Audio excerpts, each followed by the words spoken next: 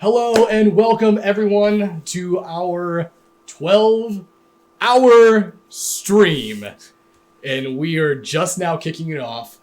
Thank you all so much. How's our sound? Here. How is our sound? We didn't do a sound check. Sound check has been a problem in the past. Is the only thing we haven't done. We good? Chad says we're good. We sound good? Sounds good on my end. Okay. I just checked my phone. Also, can we real quick just introduce everyone to new table? We are on the new table. Things may look a little different. We're on our black tie, or what was the ship called? I was going to call it a TIE fighter. Black Millennium Falcon. Black Millennium Falcon. I was trying to look at this camera. Things are going to look a little different for a little bit. We'll be looking not at the camera often because I keep trying to look up. So get used to this. But things are going to change. We're already get some different props. So we're going to be able to decorate things now. We're going to start soundproofing. And if you guys notice, we did start off this stream. We do have a donation bar. You are not obligated to donate. This is only you only donate if you want to. Basically, the donation for this stream is going to be to help support NearDark Studios in upgrading our equipment. This would be cameras, audio, mainly our audio. We really want to give you guys some nice, crisp noise. As much as these we don't want to give you noise. As much as these I want to give you links, noise. As much as these links mics have done us well, I think it's definitely time to upgrade. And we've had these mics for almost a year and a half, I think. Yes. Oh, I think more than that. Longer than that. Longer Do you than think that. it's been 2 years? This was our first upgrade from using a Blue Yeti for everyone, which sounded like sticking a fork in a garbage disposal. And these mics have been through it. They have been dropped a lot. They've been knocked over a lot. So thank you all so much who have helped us get to this point so far. We wouldn't have been able to do it without all of your help. And we only hope to continue doing fantastic content that you all enjoy. And we're going to kick tonight off with Call of Cthulhu. So a little disclaimer before we start. I am new as a keeper. So I've only done this once before, and it was a botched attempt because our internet wasn't helping with us. But so bear with us. There will be some growing pains. You see me slip up on some ruling or something like that. It's because I'm still fresh, still wet behind the ears. But other than that, and we are also wet behind the ears with this as well. It's not just you who's going to be possibly slipping up. Big fan on Call of Cthulhu mythos and the lore and the literature, but never really played the tabletop, which is surprising. Also, before we kick off with this, welcome to spooky season. Yes. This decor is to reflect the spooky theme we're going with for this 12-hour stream. After this game, we're going to be doing a spooky edition of After Dark.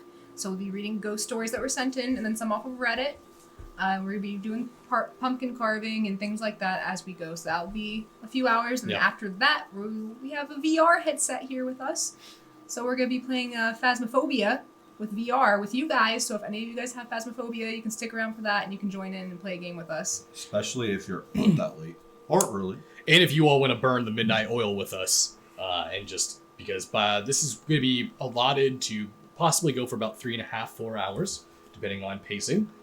So that means after that, we're going to only be at around midnight. So we're going to have 8 hours to go. Yes, and then we'll be doing little intermissions so we can set up what we need for the next stream. So while we're doing that, we're going to leave the cameras on so you guys can watch us fuck around.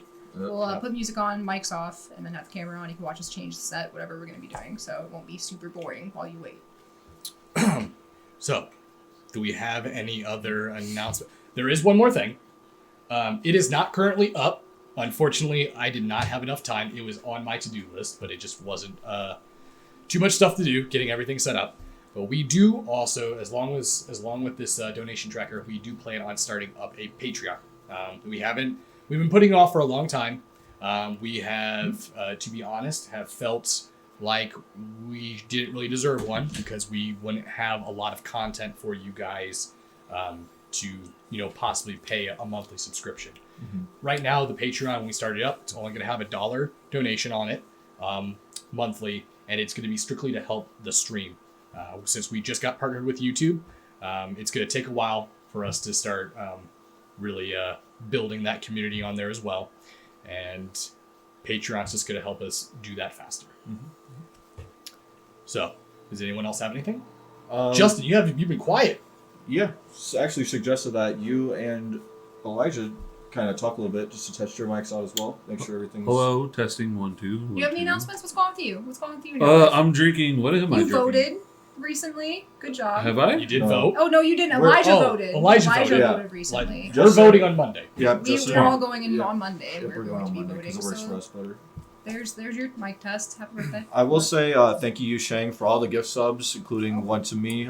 Gifts up to like a ton of people. What are we drinking think- tonight? 8 or 9 Oh, gift wow. subs. Thank you very much. Thank you for that.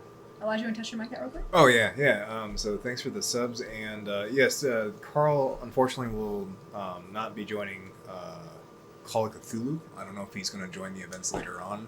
So That reminds me also another big announcement. No Vampire tomorrow. We're going to be doing D&D instead. That Yes. way Elijah has time to recharge because he typically takes Mondays during the day to get ready for Vampire. Obviously, we won't be doing that. We won't be awake for most of Monday. We'll probably be crashing for a while after this. So it will be playing D&D instead. Yeah, and I'm just a psychopath, and I prep like 3 weeks in advance. So that's I'm good to play Dungeons and Dragons tomorrow. So Death Attack, episode 20. No, we're in the 30s. Oh, 32. sorry, episode We don't know 33. anymore. Something. 33? We've been doing it a while. yeah. And what are we drinking, Justin? What? was I it don't we're know. asking? What are we drinking? No, I would love to We're know. going to be drinking some cocktails throughout the night. Don't drink irresponsibly. We and all that stuff. do hope to by the time we get to the After dark. After We're dark. drinking one cocktail for Call of Cthulhu. Yes. Because we're good after that. Yes. During After Dark, we'll be drinking more. So it's going to be either mostly apple cider, champagne mixes. Yep. So and then except for Elijah and Chad, they're doing a virgin. Yeah. Yep, neither of us drink. Virgin version. Yep. It's white grape juice, sparkling white grape juice, which I like on its own, but it also has apple cider. So if you guys want to make some drinks and get spooky with us for After Dark, feel free. Okay. Yes. Yu Sheng said, seems like there's more space for equipment and cables now. You would There's be a lot. There's absolutely correct. It is very less cramped. That is definitely so much room for activities. so much Yes. room for I activities. can work I'm out. gonna drop a bunk bed on one of these people. My favorite thing is not having to turn our heads. We're just Yes, this is looking really straight. nice. Yeah. No neck cramps. I'm not sure. I think what's the word? Ergonomic? Is it ergonomic? Yeah, ergonomical. Ergonomically, this is, I think, the probably statistically best table design or shape for streaming. Yeah. tabletops. As of now. As Until of someone now. comes up with something Until better. someone big brains the fuck out It's of. one of you out there. It's I know one of it. you. One Someone of you out are going to there. do it. Patent that shit. I already know what it is. It's going to be a hole right in the middle. It just turns. Right? Oh, like those terrible reception desks? Yes. Like Ron Like Swanson. whoever's Like Ron Swanson. yes, whoever's seen it is, he just like goes. Oh, like Joey Jordan I said also- when he's playing drums. He's surrounded by a drum I don't kit. plan on cutting any of this out too. So when this goes up, because I do plan on putting the Call of Cthulhu game up on YouTube. We haven't had people ask that if it'll be up on So it VOD, will be up but- on YouTube for those who cannot stay for the whole thing. And I just hope that all of our YouTube viewers who don't watch Twitch, hope you guys get to enjoy this, because I think most of the time when you guys watch our stuff, it just goes right to the Yeah, giveaway. we cut all this shit We out. cut most of this stuff out. So Yep. it's definitely fun getting to talk with you guys. So After Dark is one of my favorite segments. But Which we should start looking into putting on YouTube here soon, because people have also asked about that. So that's another thing to think about in the future. maybe we may have add that to, like, because I know you can add archives onto Patreon. Oh, that's a good. Might be a Yeah, good idea. That'd be Add- nice. Yeah, Add those onto Patreon. that'd be good. Is anyone else got any more announcements, or are we ready to kick it off? I'm We're ready. doing giveaways tonight. Oh yeah, the giveaways. We do have giveaways. Is have there a three- code for that? No. You didn't do it, did you? No, You I didn't did. do it. I did the donation tracker and forgot about the giveaway. I knew I was gonna forget All something. right, so here's what we can do. Here's how this is an example of us doing shit on the fly, like always, on camera now. Do you have like a setup? You're gonna do like some dialogue to set the scene or something? I can go over there real quick and set it up. That, for or we can just do it during the After Dark. during the break. Yeah, during the break. We can do it during the. Are we taking a break for Yeah, this? we might take a break. We'll get the codes going during the break. Okay. All right. So, okay, without further ado, let's get started. I found this really cool track. I want to share it with you guys. I wanted to play that to start it all off, but we don't have an intro, so Yeah. just imagine tentacles and shit everywhere. All This over. reminds me of Unsolved Mysteries. or like Days of Our Lives. She went out for a nightly run. Lo and behold, she would never return again. Oh my god! She would run her way to the afterlife. Oh, that was a good. Join commercial. us now as we venture into this unsolved mystery. But no. Let's kick this off. The date is December 29th, 2003.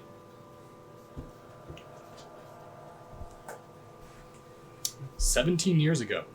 Doesn't seem like that long ago. The city is Chicago, Illinois. We have our 4 investigators here. Before we get into tonight's tale, why don't we introduce our characters along with a slight physical description, and we will start with Chapter. Alright, so those of you who watched the last one, we are actually sticking with mostly the same characters. Mine being Benjamin Davidson. A little bit grungier. I grew up in the 90s, hanging out with people in Chicago. It's a very, very popular city for that kind of scene, but that look and that aesthetic kind of stayed with him. I wouldn't say ratty, but like kind of unkempt hair. It's the middle of December. He just has a coat on, but underneath that, we stick with the flannels and the band tees, that sort of thing. 5'8", not too tall, but not too short either. Skinnier. Hair color? It's like a light brown, Justin, could you please describe Kenneth Flint for us, please? So Kenneth Bartholomew Kent Flint. He's a private. How much do I say? I just want you to describe your character. Yeah. So he's 6'1". God, here it goes. It's not terrible. Do you want a second, Justin, to think of something? Because I got some. I think 235 sounds pretty good, right? He's fucking jacked. Out of his mind. Or he's a big dude. Yeah. If Unless he's overweight. Man, if he's overweight with muscles. Okay, so yeah, you can be overweight. So, yeah, if his Desert Eagle doesn't do it, his muscles will. Carries Desert Eagle. Here's a Desert Eagle. Sure Right. does. Is he compensating, or is it just likes the size? Just likes the sound it The makes. girth. The You sound really it wanted to makes. say that again, didn't you? I didn't say the whole thing. Kill some man. And yeah, he dark brown hair, piercing blue eyes, Very okay. clothes made out of boyfriend material. So he's single and ready to mingle. Yes, absolutely. Jacked as fuck. And Jacked jacked. as fuck. So you spend a lot of time in the gym. Sure. Yep. Yeah, absolutely. All right. His strength will allow it. We'll go ahead and move over to Miss Avery White. Avery White is a female individual with dirty dishwater, blonde hair, lots of gray streaks, probably stress-induced going through. And she has an athletic build, 8-ball fracture in her right eye, quite a few facial scars and visible scars. Level 4 8-ball fracture. Grade 4. Grade 4? Yeah. Grade 4. So is that 8-ball almost completely black then? Yeah. Okay. Within the pupil. So you almost have no white of your eye showing.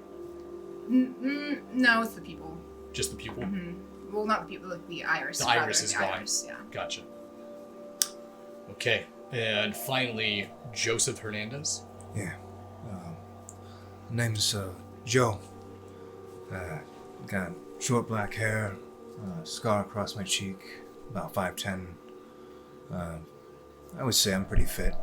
I've been in the Marines for a number of years now.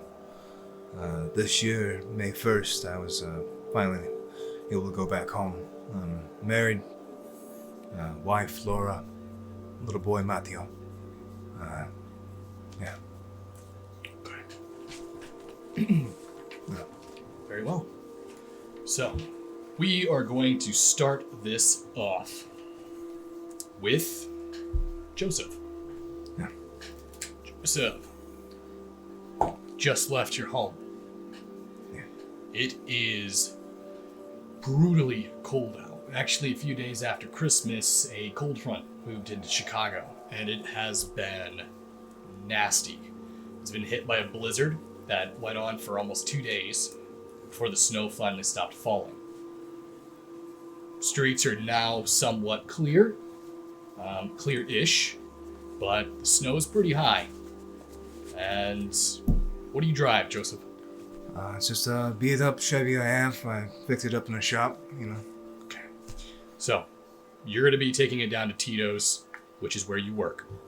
Okay. Mechanic shop. And it's in a relatively crappy part of town, but you're used to it.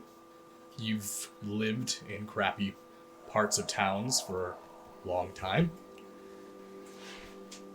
You get into your truck and you start it up. Thank God it started up on the first turnover. As the engine roars and revs and you put your car in reverse, head out onto the street, you hear the radio kick on. It's looking like it's going to be another cold one out there today. Be sure to bundle up. We're looking at temperatures close to negative 28 degrees. Please, under all circumstances, limit your exposure to outside. Stay indoors, ladies and gentlemen. It's going to be a cold one. And that is Matt Hughes for Channel 8 News. You make your way to Tito's Mechanic Shop. Okay. Anything you want to do? No. I'm just gonna go straight there. All right. Now, you get up earlier before Laura. You know Laura's got a job as well, but she doesn't have to be at work at 5 in the morning. She has a teaching job. And she actually has to take her, or your son, Mateo, to a daycare. He's not old enough to be in school yet, so... Pretty typical day for you. Hey. You know that she'll be getting up in about a few hours. Once you get to the mechanic shop, everything seems to be normal. Tito's already there, like he always is. And as you walk in, you see him. He's bundled up more than normal. You know Tito, you've been working with him for a long time. He's a ex-West Coast gangbanger. He's cleaned up his life after he got out of prison. You know that he's lost some people pretty close to him because of that shit. And he's got pretty bad blood with his family. You know, his last name is Barrera. He apparently has family in Chicago that have done and are still doing pretty bad stuff. You notice recently he's been pretty quiet. Hasn't been really opening up about it. He's been keeping his head more or less focused into his work, but with the weather how it is lately, it has been dead. Really not getting a lot of clientele coming in. Just most people just are staying home. And Tito is in his early 40s. You know, he's got a buzz cut, a little heavy set for his age. You know, so he definitely still dresses like he's West Coast. Baggy jeans, hoodie. Looks like he's got some sort of custom chopper or biker shirt underneath.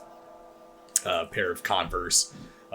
And even though it's 5 in the morning, the sun is not even really up yet, he still has his shades on the top of his head. Okay. So, once I get to the shop, I'm just gonna walk in. All right, as you walk in, you notice that Tito pokes his head out from his office, looks at you. Hey, Joseph, how's it going? All right, how you doing? Good. Hey, told Holly not to come in today. It's been too slow. I don't know why you still come in, man. No one's gonna bring in their car. It's freezing out. I know. Maybe I should get a wrecker. I'm gonna go out there and start trying to get people driving away in the snowbanks. Yeah, you know, it's maybe time to invest in a plow or something. All right, well, shit. If we don't get business or it doesn't pick up here the next 2 hours, you can just go ahead and take off. Okay. Hey, I've been needing to ask you. You've been real quiet lately. Is everything all right? I'm right now. I know it's kind of hard time of year, it's holidays and everything. So, Give me a persuade check. all right.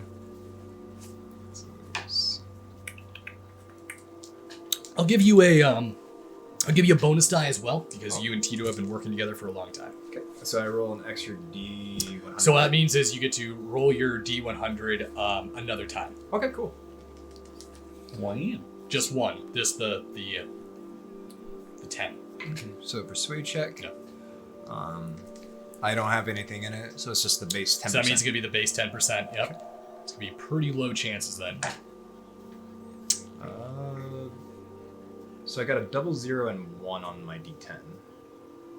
Is that? On your D10, Yeah, I'm always confused. Is that? That's a 1. that's a 1. Oh. That is the best roll you can possibly get. Alright. So you scored a critical success. We already know how this game's gonna start go. So it means someone here is gonna get cursed with the opposite. Guessing it's Cookie. But it's just... I love how everyone just looked at him immediately. Yeah, See the screen. yeah, why don't you come in my office and close the door? Right. Walk in, close the door behind me. And go ahead and sit down. Alright. Take a seat. So I'm out by LA, you know? Oh, no, shit. And look him up and down. Yeah. I don't know why I stay in the cold, honestly. I hate this shit. I hate snow. Should have moved to Florida. Yeah. But, yeah, I got blood here in town, and they're starting to push shit around again, and they're bad people, Joe. They're real bad people, and I don't want to get them mixed up in that shit again. And there's a reason why I do what I do, and I've got a little nephew. His name's Javier. He's a real mean, sadistic son of a bitch. Cocky, too. Came by last night, after you left. Didn't stop, didn't say anything, just drove by, rolled down the window. He gave his message. He's trying to scare me. I ain't scared of the punk. I'm just scared of what he's gonna do to people around me. So you see anyone, or anyone tries fucking with you, you come and tell me, alright? Well, tell you what though, he ever comes around my little boy, my wife, I won't hesitate to put him down. Yeah, someone needs to do it. Well, the shit's gonna wake up one day either dead or in prison. One way or another, someone's gonna teach him. I just don't want it to be me. Well, I appreciate the heads up. I got enough headaches as it is. Laura wants a divorce, and she wants to take Mateo with her. And yeah, thanks. I appreciate that. Yeah, I'm sorry about that, man. Yeah, it's fine. If you need to get out of here, you can always leave. Say, I don't know. She's I could just go back home and I just probably wake her up or something, but no, it's fine. I'll just hang around for a bit. Alright, well, go ahead and sweep up the shop. Try to find something that needs to be cleaned. Alright. Okay. And as you leave Tito's office and you get back into the shop, just looking for various tasks to do in the meantime during the slow hours. That's where we're going to move over. Good friends. And what is Benjamin doing? Then he'd be he's still in his apartment. Normally about this time he'd be heading out to the museum, but it's been a couple months since he's been there. You know that your boss, the person who employed you, Chang Yan, the owner of the museum, He's been missing for about 2 months now. Police are still have an active open investigation against him. No body has been found, and there's been no signs or evidence of foul play. He has just disappeared. You are also aware that his son, Cayenne, has been hiding out. He's avoiding the police, and you know that he is connected with the Triads. Mr. Yen had told you on multiple occasions that he was quite ashamed of his son's behavior, and feels as though he failed as a father with Kai. This morning, though, I've been checking up every week, trying to see if something new happened. Go down to the museum, just kind of ask around. It's been about a week since I did that. I think I'm gonna pack up into that Jeep Cherokee that I got and head down there, try to make some leeway before I get to work. So where are you gonna go? I'm gonna go to the museum. Museum? Yeah. Okay. All right. You know that the museum at this hour is typically closed. Mm-hmm. But you work there. And even though you currently don't have your job at the moment, since Mr. Yen is missing, you still have keys to the place and you haven't been let go. You just are on furlough, essentially. Mm-hmm. So you get in your car as you make your way outside into the frigid, brutal winter air. Turn on your car, make your way to the museum. Is she down here? No. No. There's no one down here. Nope. Just Probably us. you're probably hearing a ghost. All right. Anything you would like to do or stop at on the way there? No, I don't got much time. You know, I only got a couple hours before I gotta be down to FedEx just doing this to kill some time. So, it's a short drive before you finally get there. As you do arrive, you pull in the parking lot, you only see 2 cars at the moment. You know that most likely the one car vehicle you do recognize, though, is Steven. Mm-hmm. You know, he's the handyman maintenance worker who has been working here forever. The other vehicle, you know, it belongs to a female named Abby. She actually just recently took over for the curator who retired about 4 months before Mr. Yen disappeared. Mm-hmm. She's been working here for about half a year now. You haven't got to know her very well yet, but from what you do know of her, she seems to be fairly nice. And you actually get out of your vehicle, and as you're making your way to the front door, you see Steven currently unlocking, looks like one of the exterior doors, and looks like he's doing some sort of salting on the sidewalks. I'm gonna go ahead and walk up to him. Hey, Steven. As he turns towards you. Oh, hey! Hey, What are you doing there? I can't stand this fucking FedEx job, so I keep on trying to come back, see if Mr. Jens came back yet or not. No, Yen's not back, unfortunately, but I don't know. Detectives have been by here a few times recently. I guess they're really looking for his son. Really? Looking for Yeah. Kai? You know, have you ever met him? Oh, yeah. I've met the little bitch. Yeah. Oh, he's like that, huh? Oh, yeah. I only heard about, what, being in the car with Yen, it's, you only hear a little bit, but... Kai is a little shit. He needs to be slapped upside the face. Well, that's just me. But maybe I'm old school. I'm just saying, if you hit your kids. I've been thinking, maybe, do you think maybe he has something to do with what's happening with Yen? I wouldn't put it past him. Probably told at his dad to get smack. Yeah. Yeah, I've been there before. I know how that can be. It's terrible living. Do you mind if I go in? I was just gonna look around a little bit. Oh, no. You cool with that? Let's open up the door.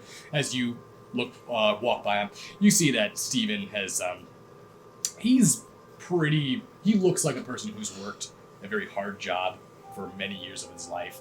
He's your typical blue-collar worker who has essentially done maintenance or has done facility-esque jobs for his entire life. He's a little rugged and kind of abrasive, but he means well. Mm-hmm. He just is sometimes a little narrow-minded. All right. Thanks, Steve. Ever since I got here, you've been a good friend of me. So I really appreciate that, and you always do a good job. Oh, yeah, no, you don't even say it. If you need anything, just come let me know. I'll help you out. All right, thanks, man. All right, have fun salting. Keep Yeah. everybody safe. He starts throwing the rest of the salt out on the sidewalk. All right, I'm gonna walk in fully and head up to Mr. Yen's office and hope that it's unlocked. I'm just gonna poke around a little bit, see if there's any kind of anything that will Okay. point me into. Why don't you go ahead and give me tell you what. Give me a spot hidden check. Nope, I didn't get it. Could push your luck. Could push your luck. If you want to push your luck, basically lets you reroll again. If you fail it, you get an automatic fumble. Yeah. Which means the car comes out. Or you can use luck points to make up the difference in that roll you just did. Yeah, I don't think I have enough, really. I'm gonna push it. You gonna push your luck? Yeah, let's see what happens. Oh, nope, didn't get it that time either. So let's fumble. Okay. Not all of us can roll a natural one. Great. So, as you make your way up to the door, you go to open it, and the door seems to be locked. You feel the handle, and it kind of feels a little cheap. Door handle doesn't seem like it's high quality. Does kind of seem like this may be easy to break. And against your better judgment, you start trying to force your way into the door. And as you're doing this, you're trying to put your weight down on it and break the door handle until you hear a voice ring out from behind you. Any reason why you're trying to get in there? You spin around. What you see is a quite large man. It's about 6'5", pretty wide. Appears to be an African American descent. Shaved head, clean facial, no facial hair except for a mustache, and he appears to be wearing a nice cream dress shirt with a cream tie, khaki pants. You can see there's a badge on his hip, gun holster on his side. It's very evident, clear. Immediately, you're able to pick out this guy as a cop. Mm-hmm. I didn't know that they could hire new security guards when Mr. Yen's not here. Pulls his badge off of his hip, puts it up to your face. I ain't no security guard. And that is a shiny badge. I'm a detective working on Mr. Yen's disappearance. And you seem kind of suspicious trying to break into a missing man's office. I think it's suspicious that both his son and him are missing right now. I used to be his driver. I can't stand my fucking job now, and with him gone, I'm just trying to figure out where my boss is. Why don't you leave that job to us? Alright? And what are you doing here anyways? I've been checking for weeks. Ever since you've been missing. And what's your name? Ben. Benjamin? Benjamin, yeah. He pulls it looks like a notepad off of his pocket. You got a record. Yeah. Shit happens sometimes when you're younger. How do I know that you didn't, I don't know, maybe try to kidnap your boss, do some sort of ransom deal, things went bad, next thing you know. Are you blackmailing me? I'm not blackmailing you. I'm saying maybe that happened. Did it? It didn't happen because Mr. Yen was the only person who gave a shit about me to give me a life. I wouldn't take that away for nothing. Tell you what, why don't you come down with me to the station? We can have a little talk about you, Mr. Yen. I have no problem with that. I didn't do nothing wrong. Except try to break into this office. I mean, I ain't gonna lie. Tell you what. Pulls out his wallet, hands you a card. Take the card. What's this? Name's Thomas Robinson. I'm a detective on this case. Alright? If you hear anything, get word, call me. Alright? I'll think about it.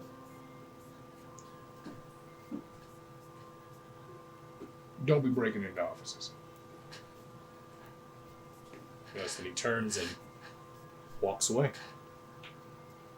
How sturdy is the card he gave me? Sturdy? Yeah. Oh, it's like a cardboard paper. This card. Yeah. Damn Definitely you couldn't use it it. to slip into a locked door. Yeah. Wow. Damn, I thought I was gonna get in here. I'm gonna go back down to the lobby. Okay. You make your way down the stairs, you head to the lobby. You notice that? As you get down there, it looks as though Abby is getting herself a nice cup of coffee and is drinking it. You notice that she's still wearing her winter coat, her scarf and her hat's on. It's clear that she's still trying to warm up from the cold outside. I'm gonna see that is it like a pot or is it like a vending machine? What kind of coffee? It's like a pot. It's a Yeah. pot. It's like an instant coffee maker. Alright, I'm gonna go up to it and if they have like other cups, like sometimes they have small styrofoam cups. Yep, the white little styrofoam Yep. cups. I'm gonna grab one of those and start filling it up next to her. Okay. As you fill it up, you notice that she's drinking her coffee. Oh, hey Benjamin. Hey, Abby. I'm surprised you're still here. Considering the circumstances, they still got you working? I had to come in early. There's something going on tonight, some sort of event, so I'm. Who's putting it on? Who okayed that? I think. Hold on, let me check the email. I gotta log into the computer though. Oh, that's fine. I got a couple hours yet. It's some professor. He's from some university out east. Miskatonic University? I've never heard of that. It's from some town. Arkham? Like Arkham. Yeah. That's an odd name. I've never heard of. It's name some like that. city out east. What they got? I don't know. I just know that he's a professor from there. He's apparently throwing on some sort of event about some ancient, I guess, clay statues or figurines. I guess Yen probably would have liked that, wouldn't he? I'm sure he would have. Did that detective talk to you? Yeah, I'm gonna be honest with you, Abby. I don't really know you like that, but I tried. Fuck. I've been working this FedEx job trying to make ends meet ever since Yen disappeared. It's been a shit show for me. So I just wanted to try to get up there to try to find something. Maybe I could get a. I've been having this idea in my head that maybe Kai has some link to this because I heard that he hasn't been showing up anywhere. I heard that it sounds like he has been fleeing from the police. Kai? Yeah. I think he's involved in whatever is going on with Mr. Yen. That's really sweet of you to actually look into that. I mean, he literally picked me up off the street, so I owe him my life, honestly. And it sucks that he's just missing, and I have no way of talking to him. But I will say, driving. I've been driving for him for almost 10 years now. It's been a while. You start to hear stuff. And Kai is actually, I hear him talk about him a little bit here and there. Triad shit, gang shit. Yeah. I mean, it's possible. Like, that's the first thought I had, and I thought maybe I could get in there and possibly find a link. Maybe Kai was doing something. I don't know. But it's just, if I have to be at this fucking FedEx job anymore, it's over for me, honestly. Well,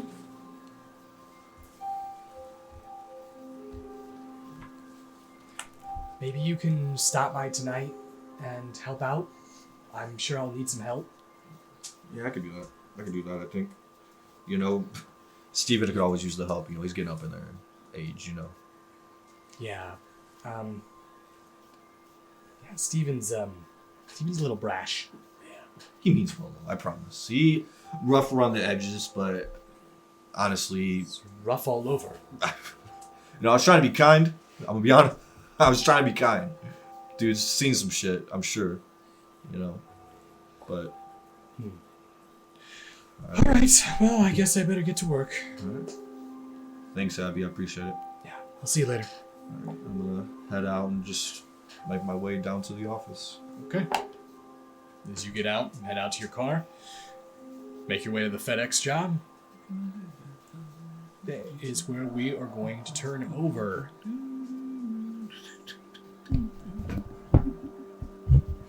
To Miss Avery White.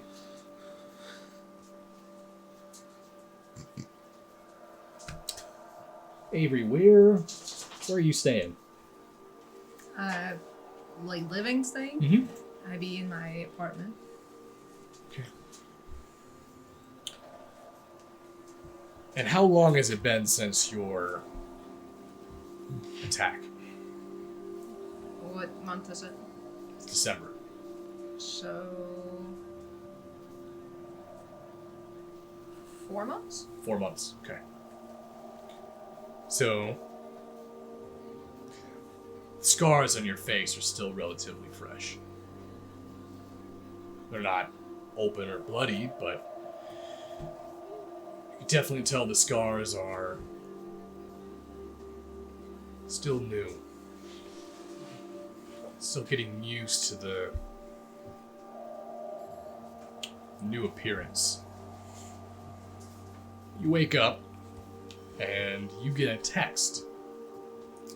Or you actually have a text still. And it's from your uncle, Arnold. Notice he runs a little place, an exotic imports shop.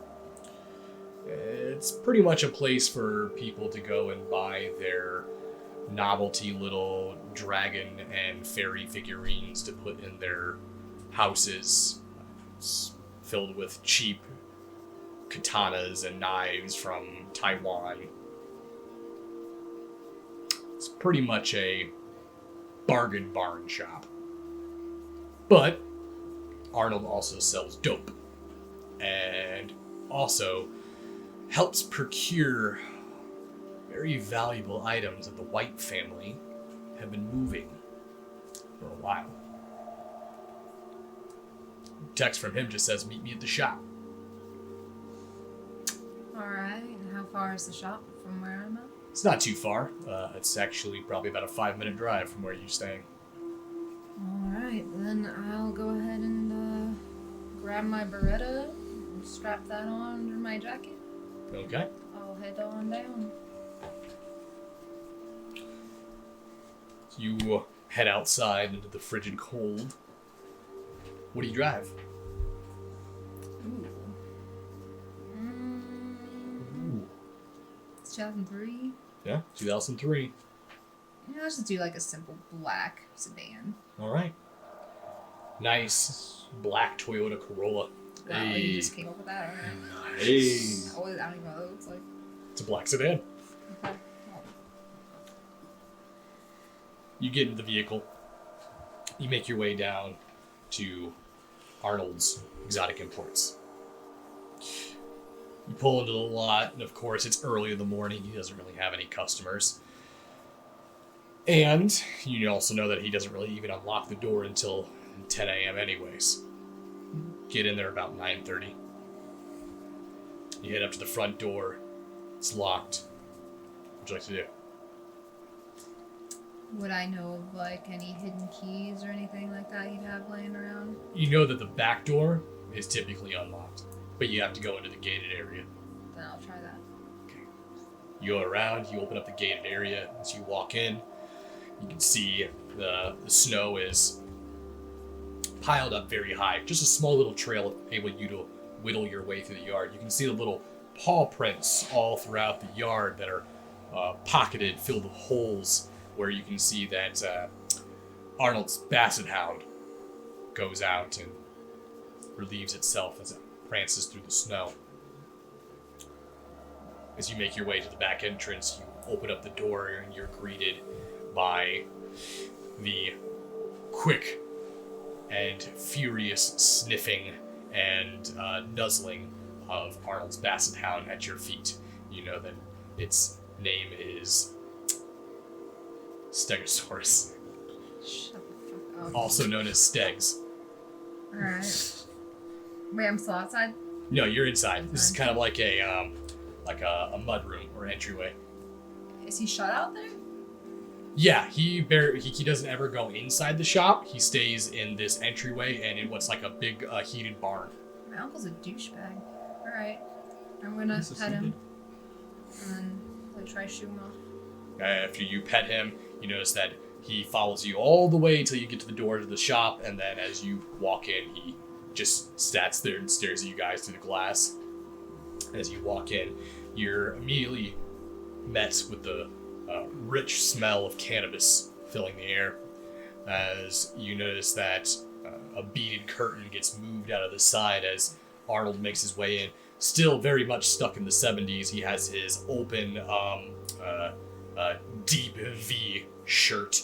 Not exactly sure what they're called, but they're the ones that have like the triangle patterns around the arms and along the V-neck. So he has these very loose bell-bottom slacks with flip-flops on. His hair goes all the way down onto his back. You notice as he comes out, he still has his smoking joint in his hand. Hey, good job. You finally showed up.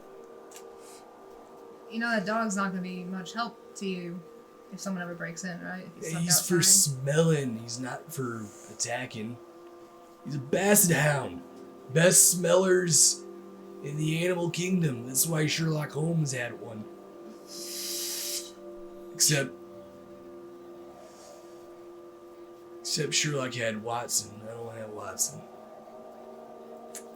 Alright, I'm not gonna get down to the specifics of why you should be worried about protecting yourself right now, but what's going on? What do you need? A big haul tonight. Big haul tonight, Avery. Did you want any? No. Alright. Yeah.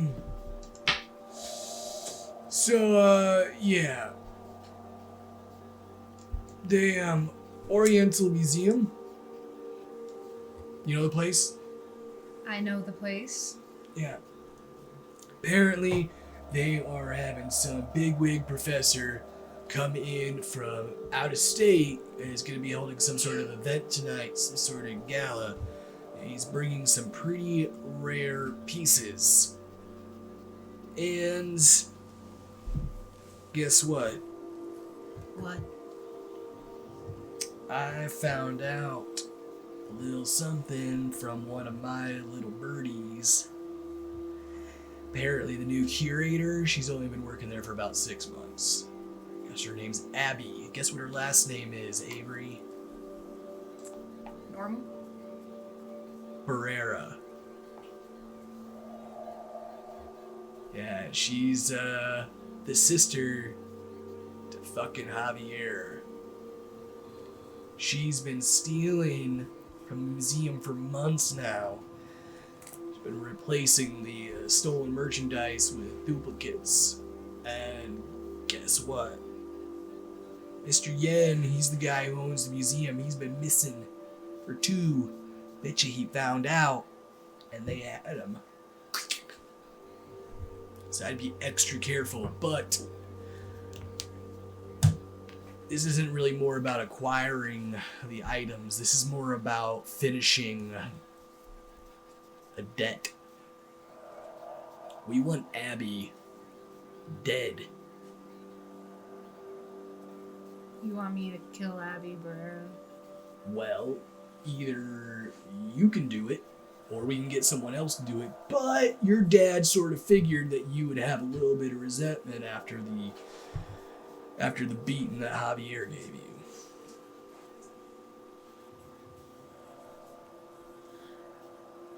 I'll look into it. Alright, well, I did my job. That's all I was supposed to do, was just tell you what's going on tonight. Apparently, the event starts at 9 p.m. It's gonna probably not be very, busy. I guess the weather is saying it's gonna be like -30 tonight.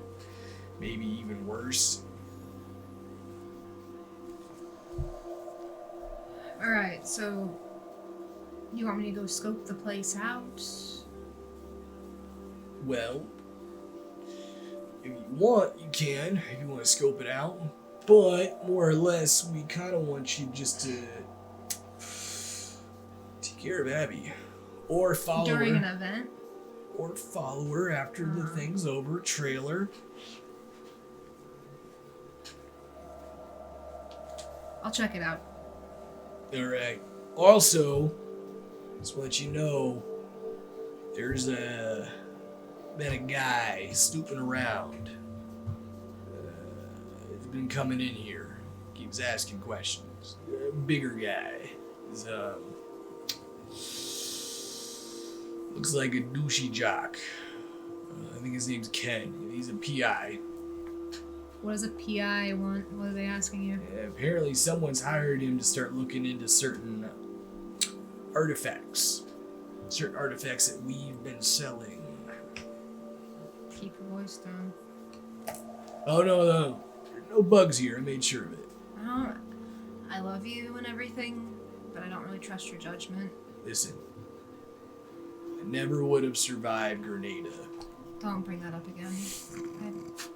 Last Thanksgiving got really awkward when you brought that up. I know war. I'm sure you do, Uncle Arnold. I'm sure you do. Alright, well, if someone ever breaks in here, then I'm sure you can take care of it.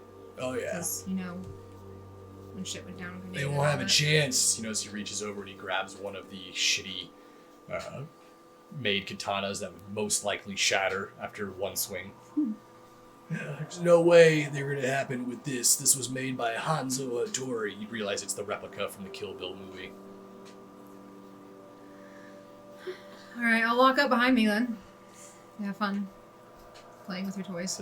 Wait, holy shit, wait a minute. I don't think Kill Bill was out yet. 2003?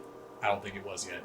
I think it might have been. Might be 2002. That might have been a slip up on me. Can we double check? I just want to make sure. Canonically, I can't say that. Where are the rule lawyers at? Someone rules lawyer me. 2003. 2003. There Fuck we go. yeah, dude. Volume 1. That's a hot ticket item right now. People coming to the shop buying that People shit coming up. all over for the Oh. Kill Bill swords. October 10th, so it's a couple Nice, months that's old. It's Fresh. it's fresh. So Still in Fast theaters. film. still in theaters. Still Back pissing then, off yeah. Karens out there. Yeah, back then it would have been in theaters for about 4 months. He's the only person at that time who had actually seen it. So I'm gonna Alright. leave. Alright. You just look out for yourself. Can't trust anyone. Maybe think about bringing your dog in too. I can see one of those rare assholes maybe putting one in between its eyes. No one's gonna touch Stegosaurus. Guarantee you that. Alright, He may not look like it, but he's one hell of a mean bastard. whatever you say. Alright. As he opens up the door. Come on, Stegs, get here! As Stegs hops up, runs over towards him. Alright, Stegs. Beam! He knows the dog just looks at him, just like, look at those eyes. It's like it's a switch. He just turns it on. Maybe lay off the pot a little bit too. Just for a while, until things simmer down. Yeah, maybe. Alright. I'll see you. I'm gonna leave and lock the door. Later, Eve. As you leave, close the door, lock it as you leave. Where would you like to go after this? What time is it? It's really early in the morning, Oh my god, what time's this event? 9 of the night. So you just got a whole day to kill. Jesus Christ, I'll go get some coffee. Okay. So you're just gonna spend the day I'm just just gonna fuck around. fuck around. I'm also very paranoid though, so I'm gonna be watching all around me the entire time. Make sure no cars are following me. Okay. Tell you what, go ahead and give me a spot hidden check.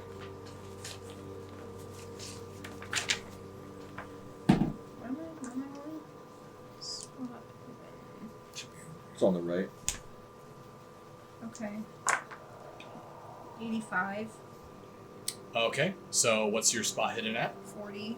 Okay, so that means you did not succeed. You have to get below your listed number. You can either push your roll, or No, you I'm can just good. accept it. I'm good. Okay. You don't see anyone trailing or following. You don't see anyone that looks suspicious or out of the ordinary. As you continue your day. That is when we are going to move over to Mr. Kenneth Flint. Yeah. It's me. You wake up. What would you like to do? Go to the bathroom. Brush my teeth. Have breakfast. What are you eating? Cheerios? No. Wheaties. Breakfast of Champions. Okay. I'm going to go ahead and get... check my messages. You have a voicemail from your brother, Alex. Click. Play. You hit play on it? Yes. A couple times. Hey, Ken, it's me. Listen, I know you didn't show up for Christmas. Mom and Dad really miss you. Really think you should come by and see them. I know this is the same song and dance that we do every year, but you hear his husband, Mark, in the background, just like, he's not going to. Just, maybe you can think about that? And hear the message end. Yeah. Maybe, Alex. Any other messages on that? Nothing else. You do know that you have been, you're currently on a case. Yeah. You've been working a job. It's kind of a twofer. Not only are you helping out a good friend of yours, Thomas Robinson, who's a detective for the Chicago Police Department, with this missing Chung Yen, but you have also been hired to look into the mysterious disappearances of some rather rare and old artifacts. You notice that these artifacts have been missing from multiple different locations. Field Museum, the Oriental Museum. You notice that there's actually some places that are out of state that are also connected to this as well. The person employing you, though, is...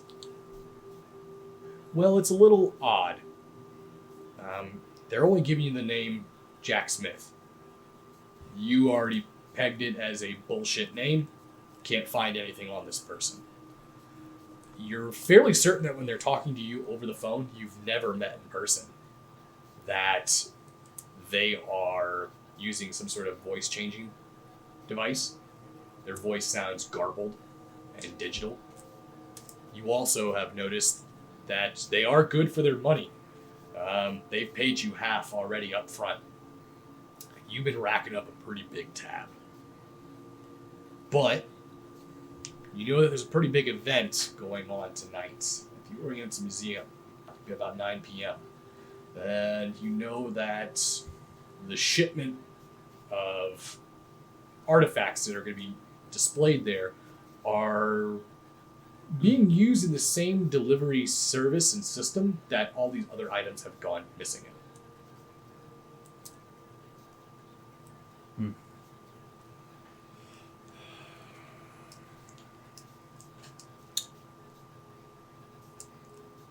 Well, I guess I'll go ahead and get strapped.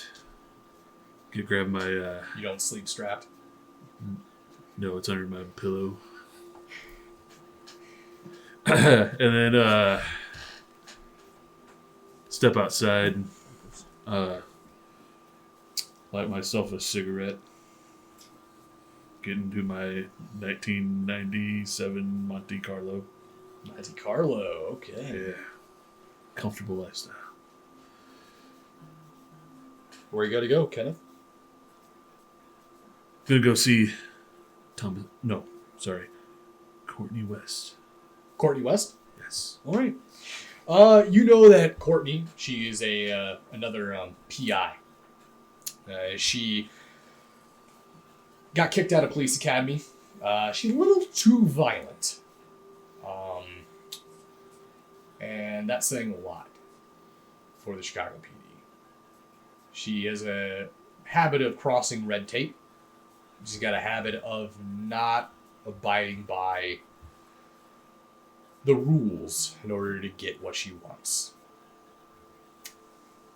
You notice that she typically hangs out at a rather rough biker shop. That's where I'll go to find her. Okay. Or look for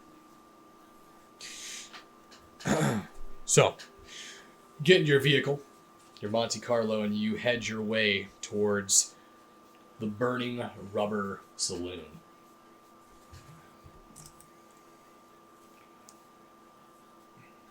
I like that name. As you show up, as its exterior would want you to believe, this place is filled with notorious bikers and Hell's Angels. However, on the inside, the reality becomes much more clear. This is more or less a place for geriatric retired suburbanites to drive motorcycles and talk about motorcycles. Of course, during this time of year, no one is driving motorcycles. They just come here and talk shop and hang out. Yeah, then I'll step inside then when I get there. As you come in, you notice that the chef from behind in the kitchen sees you come in, points at you. Kenneth! Your usual? Yeah. Guy! As he starts whipping up, you actually see Courtney sitting over on the bar. And not supposed to be selling alcohol at this time. She's still drinking. I'm gonna pull up a seat right next to her. As you sit next to her, she's a rather petite lady. She's probably about 5'3". She's pretty short, and she's got a very slim but athletic build. You can see that she's wearing what looks like some tight, skinny jeans. She has a very well-fitted gray sweatshirt. She looks like she has a beanie on. She has her coat off. She appears to be of Asian and Caucasian descent. Courtney, Hey, what's going on, loser? not much. It's shovel face. Shovel face? Really? All you Yeah. got? Ugly person. Anyway, was a bit early to be drinking, yeah. What are you, my pastor? No. Then who gives a fuck? Sure. What are you working on? Tell me. Still that case? The Yeah. whole missing case? Yeah, tell me you got some information on that Chow Yin. Who? Chow Yin. Chow Yin. Did you say chow eating? Chow Ying. I don't know it. Chow. You mean Chung Yen?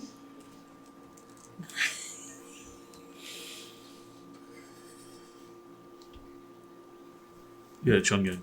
Yeah, I'm glad that you didn't go to the academy either, because you definitely would have failed. They were too intimidated. Oh, I'm sure, big guy. So intimidating. Listen, I feel like my track record speaks for itself. You notice that the bartender comes back. She's around both your late 20s. You notice that she's got nice red hair bobbed. You notice that she's wearing a really well-fitted leather skirt with some stockings, and then it looks like she has like a tank top and a leather cut on her upper torso. You notice that she comes and she looks towards Courtney. She goes, "You want a refill on that?" She goes, "Yeah." And she raises her glass and refills it. You notice that she turns around. You notice that Courtney takes a real long look at the backside of the waitress as she leaves. Nice, right? It's not bad. Did she bring my drink? No, you didn't ask for anything. I said yes, so my usual. You notice that the cook pops his head out. I'm working on it! Thank you. All right. So, yeah, you have any information on Chunging? It's Yen. His last name is Yen. Y-E-N. World's greatest detective. We're grounded, okay? All right. Yeah. Yeah, that's what I had written down. No, it's like he just straight fucking vanished, which is really weird. I'm also working on some of those missing artifacts. Have you heard anything about that? That, yes. So, I have heard from a little informant, also a girl that I see occasionally. She basically told me that she used to run with the group. One of her ex-friends, Abby Barrera, I think she works as a curator there. Apparently, she's been lifting the artifacts, replacing them with the doubles, or whatever you want to call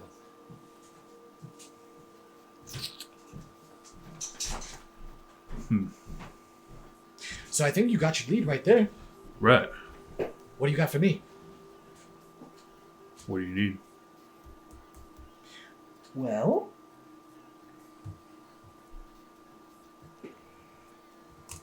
what if I went in on this whole Chong Yen case? Scratch your back, you scratch my back, you help me and Thomas get a little more reacquainted, and next thing you know, maybe I can work my way back towards possibly getting a detective job?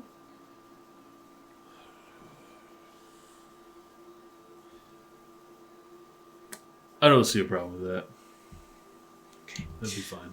Well, then, if that's the case, I'm gonna get my ear to the ground, start sniffing around, see if I can find out anything about Yen, see if I can track down his son. I do think that's a pretty big lead. Apparently, Chicago PD have been looking for him. You have a name for him? Kai. Kai Yin. Yeah. Well, that's a good lead. Let me know what you find then. I will. Only other thing about Kai is he likes to hang out at a nightclub. Looks like it's in Little Chinatown. It's called Four Corners.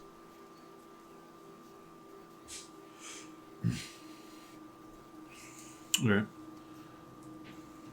Well, I'm gonna look up where.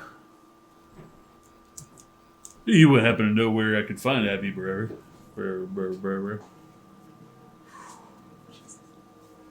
I know that she is the curator at the museum, and there's going to be an event tonight. Yeah. I'm assuming she'll be there. I didn't get her address or anything, but go ahead and actually give me a. Let's see here. Let's make that a. You give me. Wow, they don't have a knowledge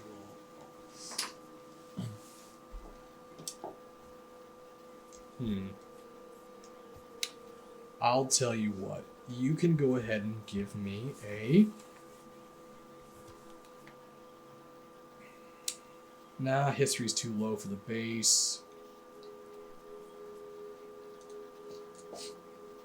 Go ahead and give me a law roll.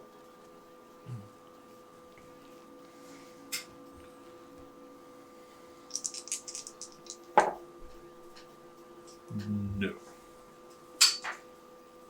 Okay. I'll push my luck. You want to push it? Yeah.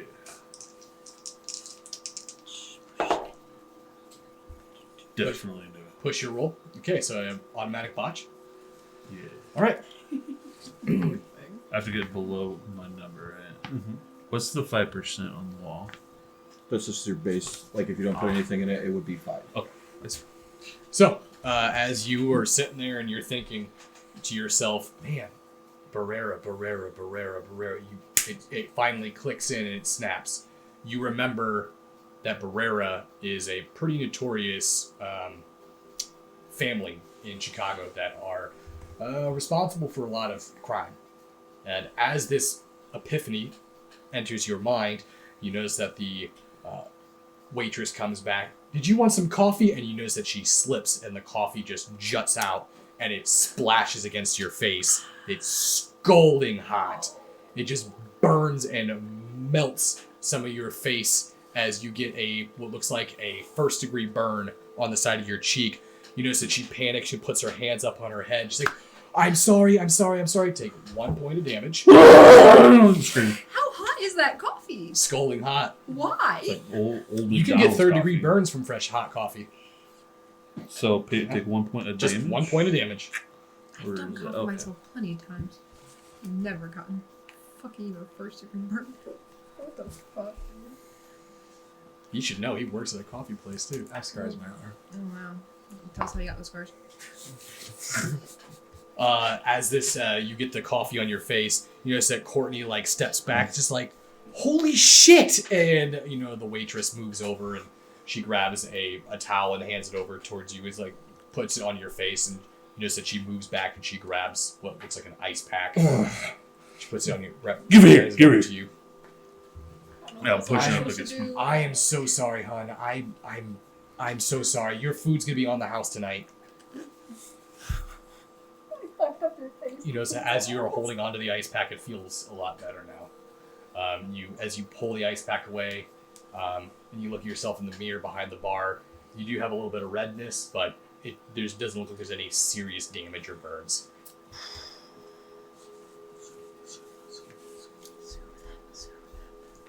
You notice that the chef comes out and as he goes to bring over, like, hey, you all right? Do I look like I'm all right? Sorry, man. Whoa! Sets the plate down. You notice that Roger is an older guy. He's kind of a dickhead, but he likes fucking with you. Thanks, Roger. That'll be enough. I'm gonna keep that pack against my face for a while. You notice that as you are sitting there and you're holding the pack on your face and they set your usual down onto the bar table, Cardi sits back down after she wipes the coffee off of her leg that's splashed over. All right, well, you be all right, Two-Face? Yeah, I'll be all right. I believe in you. You can do it. You got this. Are you okay? Unibrow. Oh, you were thinking of a comeback. Sorry, I had my mind on my pain in my face. All right, well, let me just mark that down in my how to take care of Ken. Grab a bottle of espresso. Yeah, you need way more than that to take care of me. Anyway, why don't you go look into Chung Yin and his son, and I'm gonna finish my food here, and then I'm gonna go. All right, well, I'm gonna go look into Chung Yen. That's what I said. You said Chung. I said Chung Yin. She looks towards you, and it's almost like she has this, like she wants to continue into this argument, but she's not going to. You know, so she rattles something off in Cantonese, and then turns and starts walking out. That's what I thought. You definitely heard the word Guilo. Okay. Good to know.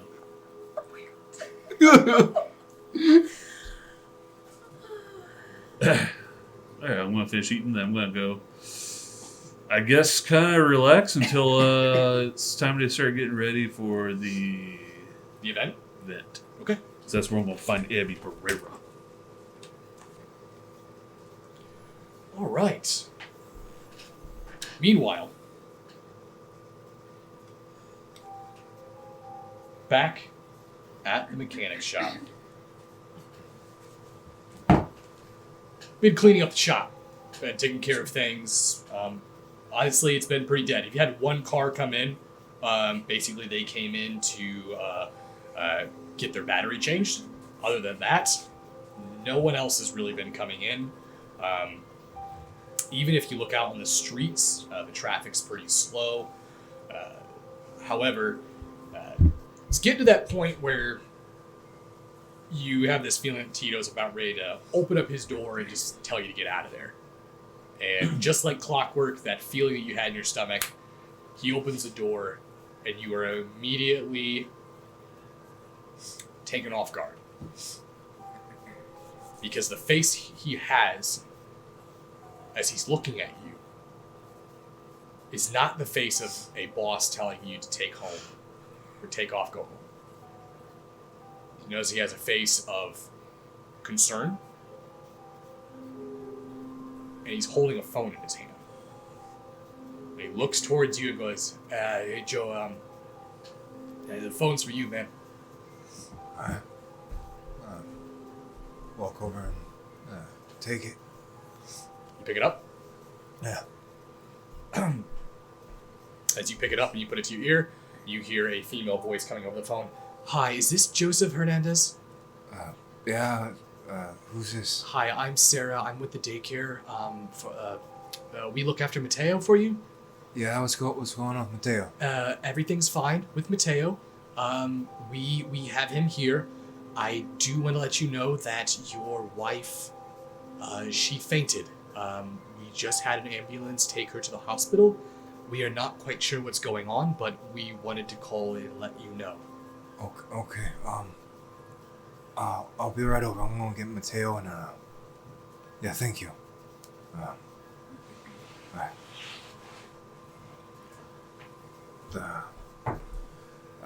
Tito, I gotta get going. Hey man, take it off. I'm slow in here. I got this handled. Okay. Alright, you call me if anything comes up. All right. Will do. Alright. I'm gonna get going. As you leave the shop, you get into your car and you take off. You head to the daycare. You show up, and as you do, looks like Mateo is all bundled up. And how old is Mateo, by the way? He's about 2. About 2. Yeah. Mateo is all bundled up, and almost looks like the scene from Christmas Story with Ralphie's brother. Just overly bundled. You notice that the daycare teacher seems to be standing outside with him. As they see your car pull up, she picks him up and they both head over to the vehicle. As they do walk up to the door, do you get out, open the door or anything? Or? Oh, yeah. She goes ahead, and as you get out, open the door, she hands Mateo off to you. And as you grab him, she looks at you, her arms crossed in the cold. She looks and she says, they took him down to the West Point Hospital. If you want to head that way, I went ahead and called ahead and said that you were going to be on your way. Hey, thank you. Yeah. You know, so she turns around and makes your way back into the side. Okay. Well, I'm gonna take Mateo. I'm gonna put him in his car seat and strap him in. Okay. As you make your way towards the hospital, you pull into the parking lot, and as you walk in to the emergency room, you're immediately greeted by the receptionist. As you rattle off your name and who you are, the receptionist is trying to figure out who you're talking about, what you're talking about, and that's when you hear a very familiar voice. You actually hear Paul, Lauren's father, who apparently is in the waiting room as well. He walks up towards you and goes like, "Hey, I was waiting for you to show up.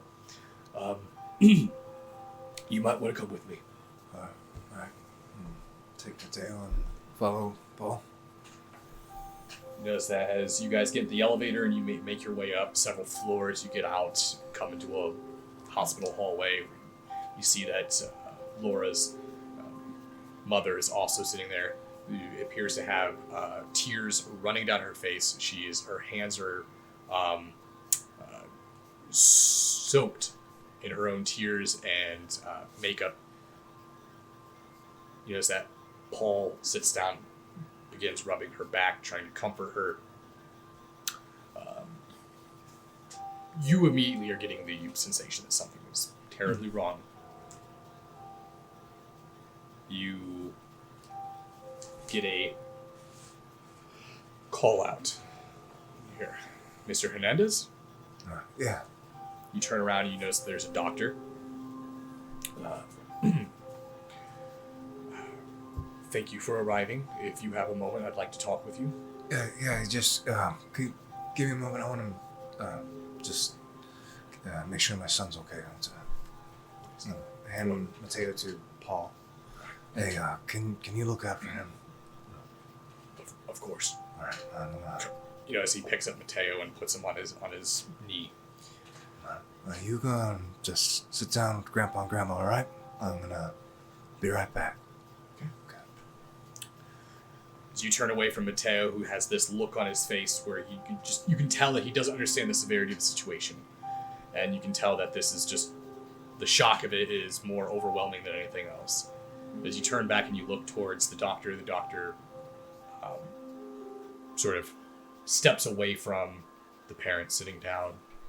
As you approach, Mr. Hernandez, this is never easy to say. Laura is still with us. She fainted. I'm not sure how much you know about her condition. Has she told you anything? What are you talking about? What are you? I just got off the phone with her doctor, personal doctor, and she has been diagnosed with leukemia for several months now. It is not good. It's very advanced, and it is starting to take a toll on her body. I'm sorry. If you'd like to wait here, she'll be ready for visitors very soon. I don't understand why. Don't you doctors call spouses? I'm this kind of shit I should know. Sir, I'm deeply sorry. She's not my patient. I'll leave you. Notice that he makes his way, walks away. I'm just gonna wait till I can go in. As you're sitting there waiting in the waiting room, about 30 minutes goes by before you see a nurse come out and say, she's ready for visitors now. All right. Go in. As you head in, you see Laura is lying in the hospital bed, wearing a hospital gown. She looks pretty weak, actually. Still see that she doesn't seem very flush. Seems a little pale. And as you enter into the room, you notice that Paul and Mateo and her mother Mary make their way in as well. Yes, as they come in, she immediately lets out a smile as she looks towards Mateo. Not so much you. She's almost seems like she sort of isn't acknowledging you there.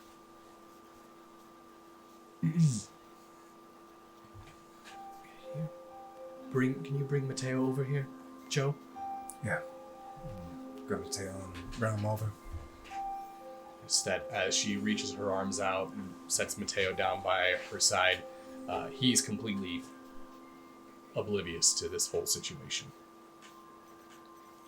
Notice that Paul and Mary both looking sort of out of the loop as well with you. Laura finally speaks up. I was diagnosed with leukemia about 4 months ago, and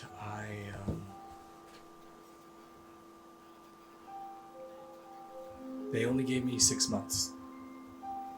I'm not doing the treatments. I don't want to go through that.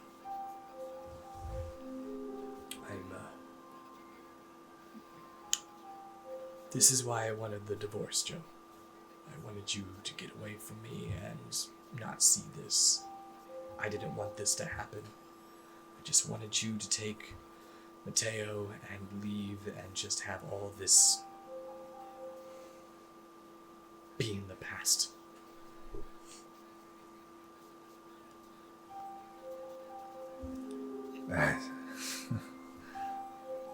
That's not fair. It's not. No, I just came back home. It's not fair, Laura. You can't do this. It's not me doing it.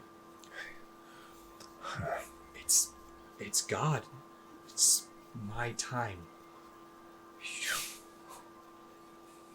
You told me you're not gonna do the treatments because you think this is God's work. What about our boy? He will have a good father to take care of him.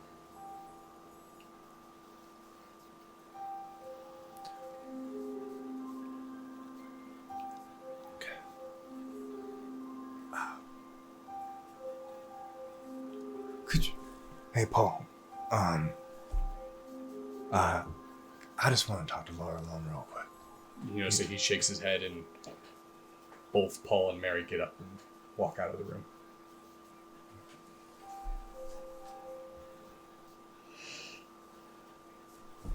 Laura, you can't. Treatments, people get better from it. I've seen it. You're not even gonna try. And then what? We blow our entire savings trying to keep me alive, and then Mateo doesn't have a life, doesn't have... I'll work in that shop every night. I don't So care. he can grow up and just work in a shop too? That's not gonna happen.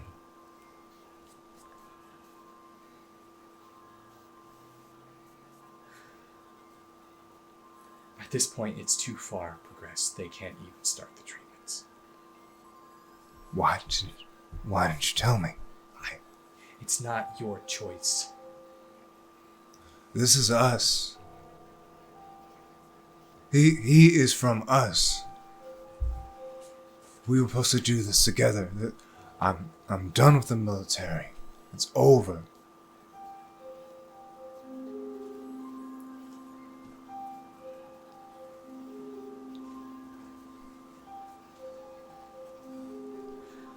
We really should start talking about making arrangements for afterwards.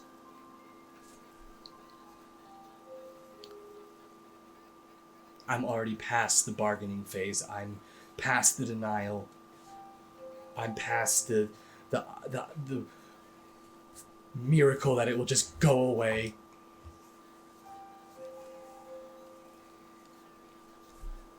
All right.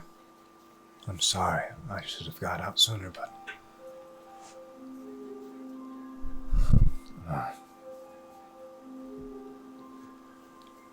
You take Mateo.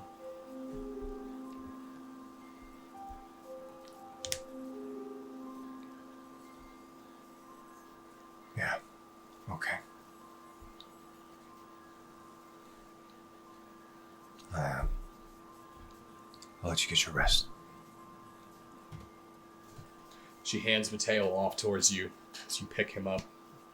You turn around and you're ready to walk out. You can see that she's just turned her head and is just staring out into the window of the snow that has just begun to start falling again on the city. A lot of emotions are raging through your mind at this time. Your stomach is anchoring itself into the bottom of your existence. And as you exit into that hospital hallway, you hear yet another ring out into the air of someone calling your name. Joseph Hernandez? Yeah. Ooh. You turn and you immediately stop because you're confused, as this is not a doctor. This is not a nurse. You see what looks like an individual wearing a nice gray slate button-up, so a green tie. His hair's parted on the sides. Got a little bit of gray moving through the brown. He almost kind of looks like Viggo Mortensen. You notice he's wearing a really nice pair of slacks, nice dress shoes. Dressed very well. Clean shaven as well, no facial hair. You notice that he does have apparently a shoulder holster as well. You can see that he does have a firearm. And as he looks towards you, you look behind him.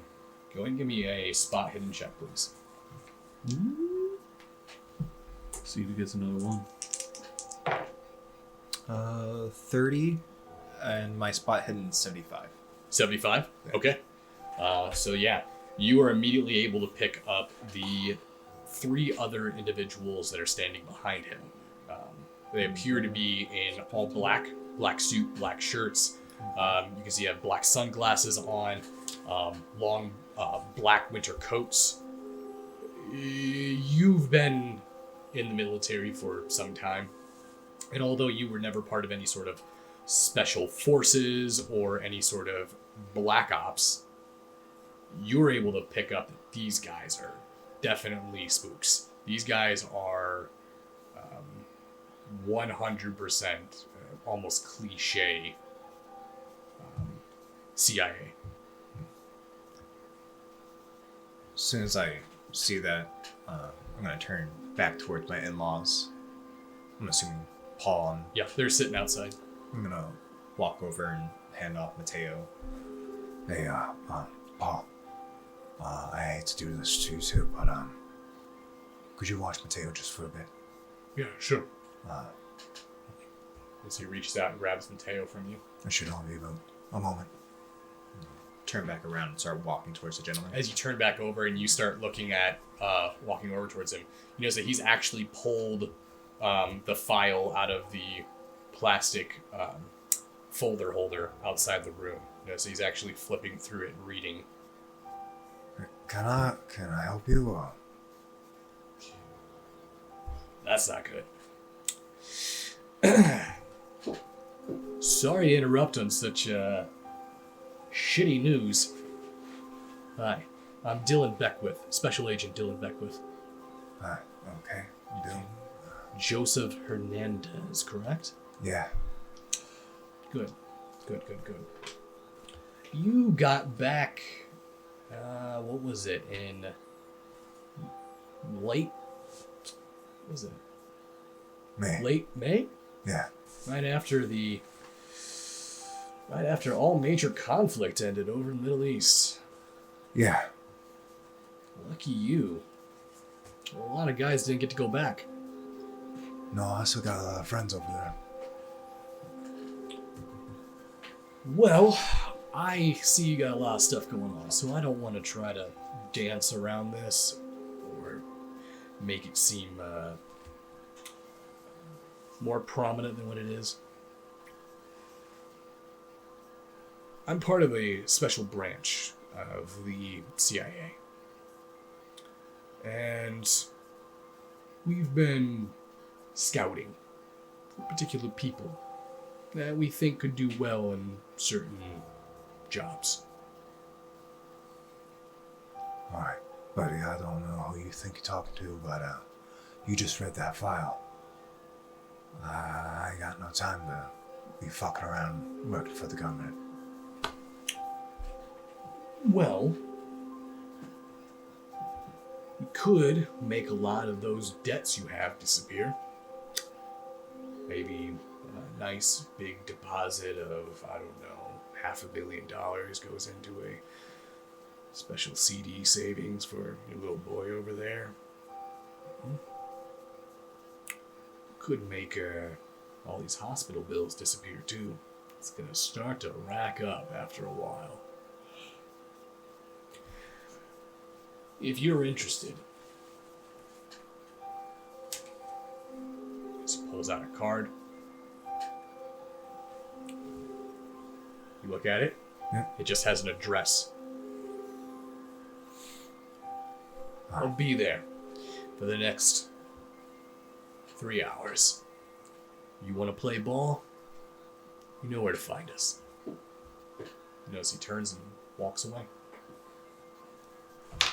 Pocket the card. No. Walk on over to my in-laws. Hey, I need to run for a little bit. Is everything okay? Yeah, it's government stuff. I think they're trying to pull me in on a contract job, so I'll just hear what they have to say, but I'm most likely gonna turn it down. But could you watch Mateo for a little bit? I need to go talk to these spooks. All right. Sure. I'm gonna look at my mother-in-law. Hey, we're gonna make it through this, okay? Notice that she gets up and she gives you a big hug. Both Paul and Mary have always been very supportive of your guys' marriage. They've always liked you. So this is definitely a blow to them as well. You can definitely feel that embrace and sort of a combined level of empathy during the hug. Well, crash down, Mateo. Baby, I'm gonna be gone for a little bit, okay? You're gonna stay with Grandpa and Grandma, and you're gonna be good, all right? You know, say he looks towards you. Bah. All right. Okay. Kiss him on his forehead and head towards the address. Okay. And as you turn and head to the address, that's where we're going to go to the break. Oh. We're going to go to a little break here. You make a very convincing toddler. Back. Spicy drama. All right, so everyone, we are going to... Yeah, how are you guys liking the story so far? Good. Very dramatic. Yeah. I know I'm definitely pulling the old cliche, like, they make a cliche thing about, like, whenever you want to make someone care about a person that you didn't build any character depth to, just give them cancer. And then... Oh, okay. That's yeah. that is a thing yeah, that they that's a thing. always do in movies, but and I feel bad for using it, but fuck it, I don't care. All right, we will be back after a short break. This is just so that we can go ahead and get some drinks, use the restroom, and we'll come back and finish this up. And we'll have donation And codes. donation And codes. also, before we switch over, thank you for the $50. Whoever donated that. I don't know who did that. They did it right at the beginning. Hold on, I'll look. Yeah. I don't even know if you're still in here, but Oh, wow. that's what I was trying to tell you. Thanks for Thank you, Soli95. Yes, Thank you, Soli95. Sully. Thank you so much. I saw it at the beginning, but I didn't want to interrupt everything that was happening. So thank you for that. All right, and we will be right back. And we're gonna go to a commercial or break. We'll do. Let's do a commercial break. Hey, he said he was going to be here. I don't know where he's at. Alistair! Hey, Alistair! What? God, where did he go? Who are you? Holy shit! Alistair, it's me. It's from Captain Camarilla. Captain, wait, that was years ago. What do you... Yeah, the prince wanted a second one. So he sent me here. He said you'd be here, and we just filmed. A second one about what? About whatever's going on here. Elysium? Yeah. All right. Welcome, Kindred. Tonight we're going to be going over court. Welcome to Elysium.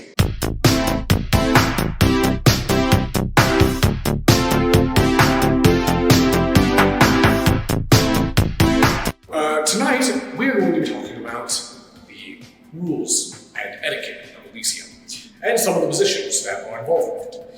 Think of court like a city hall meeting, where there's certain representatives that can listen to your claims or your quarrels. Not that it will really help, but sometimes it does. At least there's someone to talk to. So tonight we're gonna go over some of those positions. Follow me. After you.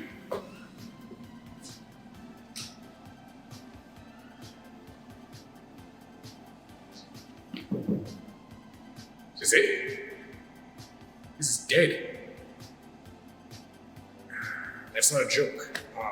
Alright, anyways, first things first, when you get into court, is you need to do a weapons check. Weapons are prohibited. So, you'll have to meet someone at the door. Hey, there we are, Sheriff. How are you doing? Doing good, doing good. So you're grabbing all the weapons and everything? Do you have any weapons on you? I do not have any weapons on me. But if I did, I would act. No, wait, I do have one. The prince's weapon.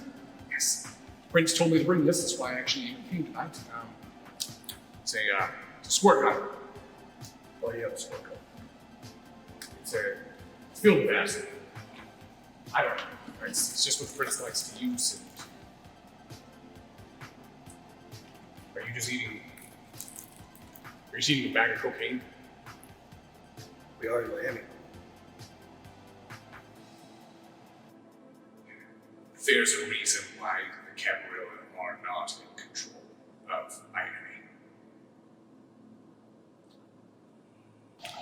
All right, well, let's move on.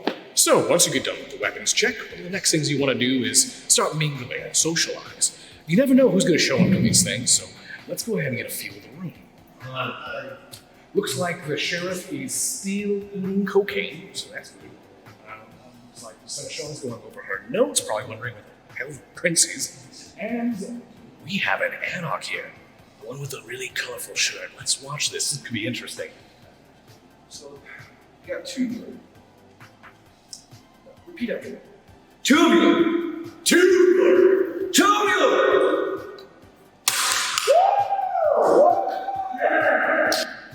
Alright, I already know what you're thinking. One, was he drinking blood out of a beer can? Yes. Two, is that normal for animals? Also yes. Sorry, I wish I could introduce you to the prince, who biggest position here in the museum. I don't know where he's at. He should be here by now. Oh, hello there, jeez. This is the camera crew that the prince wants for to teach all the newly embraced about Elise in court. You see, this is a primogen for Clan Ruha. There's one of every clan in each domain. So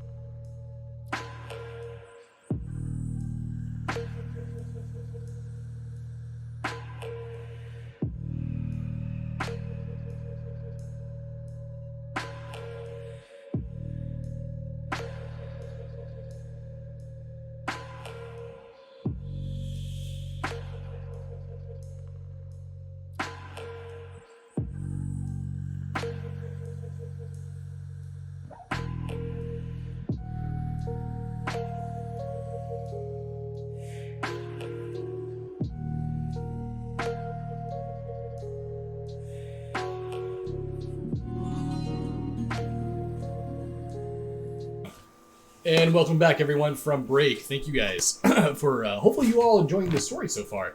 And as you guys can see, Jaded got our donation, or not donation, but our raffle tracker. And I fucked up the commercial in the process. But it's not like you guys haven't seen that 5 minutes. You guys have all seen Captain Camarilla Volume 2. Which that's something we need to work on, is getting new commercials. You guys have any ideas, throw it our way, because we're dying. Well, that's kind of one of the things about the progress of the whole of NearDark is that the more progress that we get and the closer that we get to, at least for me, making it into a full-time job means that content will be able to flow way faster because you don't have all this other time being dedicated to something else. But before we get back into it, I will say that we're actually up to $100 now. Wow, what happened? I don't know. Let me check. Okay, well, I'll go check. And we can segue into what we're giving away. You can talk about that. Yep. So, Or Quentin. Actually, hand to Quentin because this camera's closer. yeah, your camera's close. so hopefully it's able to pick this up very well. Go ahead. Yeah. So basically, obviously, Vampire the Masquerade has been kind of dipping their toes into other things rather than just the two. $50 from Solely. Oh, thanks, my Sully. gosh! Thank you. Look at you, man. But VTM, World of Darkness, all that stuff, White Wolf, all those guys are dipping their toes into more stuff, releasing lots and lots of games, and then they decided to get into comics. So they requested Tim Seeley, who is a great writer. He's been on Nightwing and all these other vampire books as well. But he's the current writer for it, and we're in issue 3 now. And but I picked up 3 copies of issue 1, gave one to Justin, kept one for myself, and one of you is going to win this. Yep. So this is what the raffle is for tonight. The winner of this will be determined after the end of this Call of Cthulhu game. Also, this game that we are currently doing is the precursor to the Call of Cthulhu Camp Chronicle that we will do. This will most likely be what we do when Chicago by Night goes on its hiatus after Season 3. Yep. So we are planning on giving you guys more content, more of like revolving door stuff where we're going to have some series start up and then go on breaks, go on hiatus while other things start up. I am also very, very much looking forward to doing a Star Wars one eventually. Particularly, just so you guys know for your future reference, you guys are into Star Wars. The Star Wars game that I have planned, it's going to be Sith. So you have to play either someone associated with the Sith or someone who is working with the Sith. You should play a Night Sister. I don't want to. I'm not. Chrissy doesn't like play, Star Wars. It's just going to be probably an old dude's thing. I would like to say that it was actually Paradox who's doing, or somebody's Leech said that it was Paradox, not White Wolf. My apologies. They're the same. Oh, they're the same. Well, Paradox owns White Wolf. Yeah, then it's whatever. It's a vampire comic and it's shiny. It's but pretty. also Sebastian and I think one other person solely who entered the raffle. We need to figure out because they're worried that the shipping cost is going to be too much shipping the physical copy to them. It shouldn't be that bad. Well, if it's out For of the a comic? country, it will be Oh, very are expensive. they out of the country? Yes. I'm assuming. It's most likely they're probably out of the country. Okay, so if you're out of the country and you end up winning this raffle, we'll get with you to figure something out. I will get with you, and we can figure. If you don't get that, you'll get a code for something. We have bunches of codes for like rule books for vampire related things. So I'll get with you if you're out of the country, and we'll hash that out. So the foil print, that's what is going to be given out at the end of the Call of Cthulhu game. And then, after our After Dark, we are going to be giving away the Storyteller bundle. Storyteller's Toolkit. Storyteller's Toolkit. So let's go ahead and show that for you guys, too.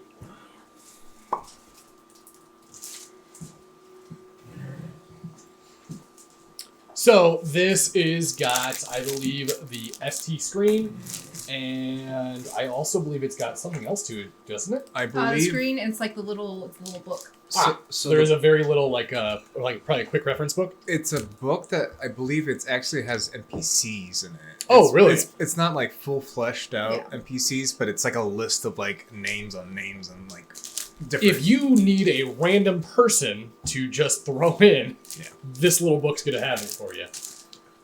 Which, not going to lie, I mean, I kind of make that for myself, but Yeah. And that was the things, like the physical things. If you win a physical copy of something, you want us to sign it, because that's been a thing in the past that people have brought up. We'll sign it. Otherwise, we're just going to send it to you. So we won't do any of that unless you ask. Yeah. okay. So, any other announcements before we continue? I don't think so. No. No. All right. So let's get back to it. Picking up right where we last left off. Joseph. Yeah. You're heading to the location, correct? Yeah. Doesn't take you very long, probably about 15 minutes of a commute. And you find yourself at a little Starbucks. Just on the corner of a street. You can see that the 4 individuals that you met in the hospital are clearly sitting inside. Looks like they're enjoying a cup of coffee. Go ahead and sit down. So you walk in and just sit down? Mhm. Hey, I knew you were going to show up. I can just look at you. Yeah. I'm good at this, I'm telling you. Sometimes I can just look at someone. I know. All right. So, down to brass tacks. been a crazy year. 2003, Yeah. right? World record tornadoes in 1 year. Freak accident, right? Bunch of people die of a heat wave in France. Weird, right? Earthquakes all over the world. Weird, right? Now we got this freak fucking blizzard. It's like the whole goddamn planet's falling apart, right? All right, you want me to be a fucking weatherman or what? Kinda. But we're really not worried about the weather. We're more worried about what's causing the weather. You see, part of a... Coffee, by the way? No. Part of a really unique task force. We investigate, look into odd happenings, strange things. And what do you know? It's brought us here. You familiar with 1940 Antarctic expeditions? I'm gonna assume no. Yeah. I don't know what I was talking about. 1948, after the war, expedition went up into Antarctica. In fact, what they found there was rather unimpressive. I don't know, I guess they pull out big tubes of ice to see how long it's been there. But what's really interesting is that when they got to Greenland, that's when things got really interesting. You see, in Greenland, they pull up these frozen heads. Yeah, imagine that. Severed, frozen heads. They thought, wow, this is a great find. They must have found some fucking old Viking head buried in the dirt, right? So they go to try to thaw it out, and this bitch won't thaw. Ice doesn't melt. What? How the fuck does ice not melt? Because it's not ice, it's something else. Some sort of cold crystal. So the heads got passed around. One of them went missing. Two of them made it back to the States. And they're here in Chicago. They've been here in Chicago since the 40s. The place, Oriental Museum. You know what? Yeah, I heard of it. I've never been inside. Yeah. Apparently, they're being stored there. And apparently, some rather shady business has been going on in the museum. I guess some artifacts have been getting laundried in and out of the place. Whoever's doing it's probably making a pretty good buck. But tonight, someone's gonna try to sell the fucking heads. Okay. We want you to get the heads.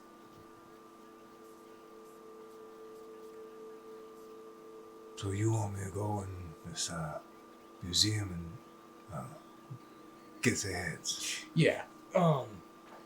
You see the people doing the shady business, they're part of the Barrera family. That name instantly clicks in your head. Tito's family. And you see, you know all about him, and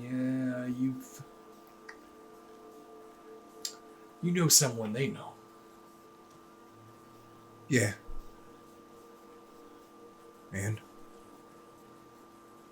And you get the heads for us. Not only are we going to make sure that your little boy has a nice college fund, and then some. We'll make sure that take care of Tito's records and make sure his family doesn't fucking bother him anymore.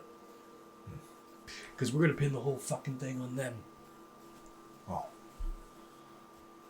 So you need me to go and deal with some gangbangers and get you a head from a museum. 2 heads. 2 heads. 2 frozen heads. Not that weird, right? Notice that he slides over a rather large metal case. Notice he puts it up on the table, unclicks the latches. Notice as he opens it up, it's got a very deep case, and it has foam inserts in it. You can see there's 2 oval-like shapes. Think you know what's supposed to go in here. Alright. I feel like there's a catch, though. You get some random Marine off the streets, have you go do your legwork, so it sounds like. Well, you see, we like to do things a little bit covertly. And not covertly as in go into your house in the middle of the night while you're sleeping, make sure that there's no noise and that there's no power, we put a bullet in your head while you're fucking dreaming about God knows what. No, I'm talking about covert as in if you fuck up tonight, our hands are clean and you're some dumb fuck Marine trying to steal shit because your wife's dying. You get me? Yeah, I get you. Good. I know you're good for the money. I know this is all real. Good question.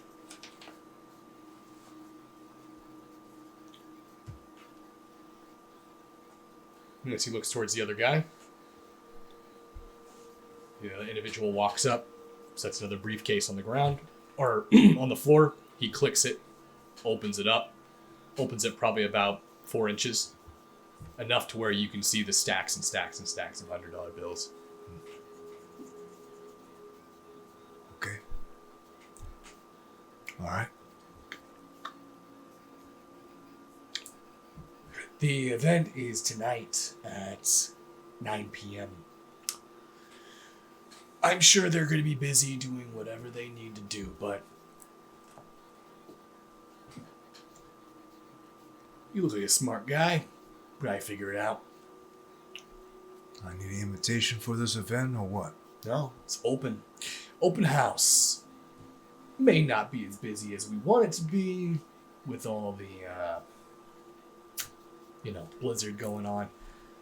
But should be enough people to still make your appearance rather scarce. All right.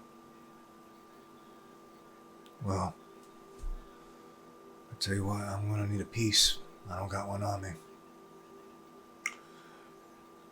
We're going to have a nice little care package for you. When you show up, parking lot, it's on the east side of the building. You're going to see a garbage can. It's the third one off of 14th Street. Inside the garbage can, you're going to find a nice brown bag. Inside, you're going to find a little quiet surprise. Okay. Well. Okay.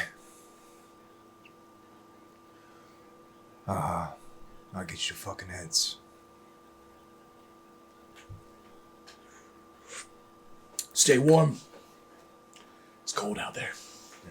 As he gets up, turns, and the 3 individuals behind him stand up, don't say a word, and walk out with the cases, besides for the empty one they left you. Alright. Get up and get my phone out. And call my in-laws. Dial Paul real quick. You notice that Paul picks up. Hello? Hey, Looks like it's I got some paperwork I didn't fill out with the VA. So I'm gonna be a while. Is it really the time for that, son? That's some insurance stuff, so I need to get it sorted and make sure Alright. we're gonna be okay with They're going to release Laura here soon. We're gonna take her and Mateo back to our place. Yeah, that's a good idea. I just make sure she gets some rest and make sure Mateo sees just busy. I don't want him bugging Laura. So. You take it easy, son. All right. Well, thank you. All right. Okay. Bye. Bye. And he hangs up the phone. All right. Well, I'm gonna start heading that way early. Okay. I want to start scoping it out. Sure. Go ahead and give me a spot hidden. Okay.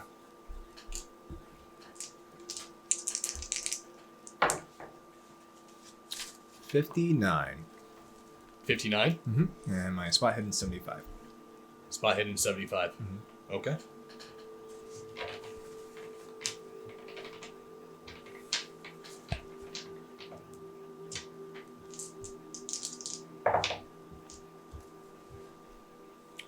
Okay. As you head out there early, you find a nice spot, street parking. That way you could kind of blend in with the other cars that have actually gone out into the streets, since the parking lot of the museum is so scarce at the moment. Sit there, you've been staking it out for a few hours. As the sun's finally starting to lower and come down, you spot the same vehicle go around the block 3 times. Spot the first time, didn't really catch anything of it. Spot the second time, think that's weird, maybe they're lost. Third time, realize they're case in the museum. And notice that the car stops at a stoplight. You see the window roll down, the black tinted window, as the individual smoking a cigarette reaches their arm out to throw it. You see what looks like appears to be Asian or Oriental tattoos that are running all along the arm of the individual.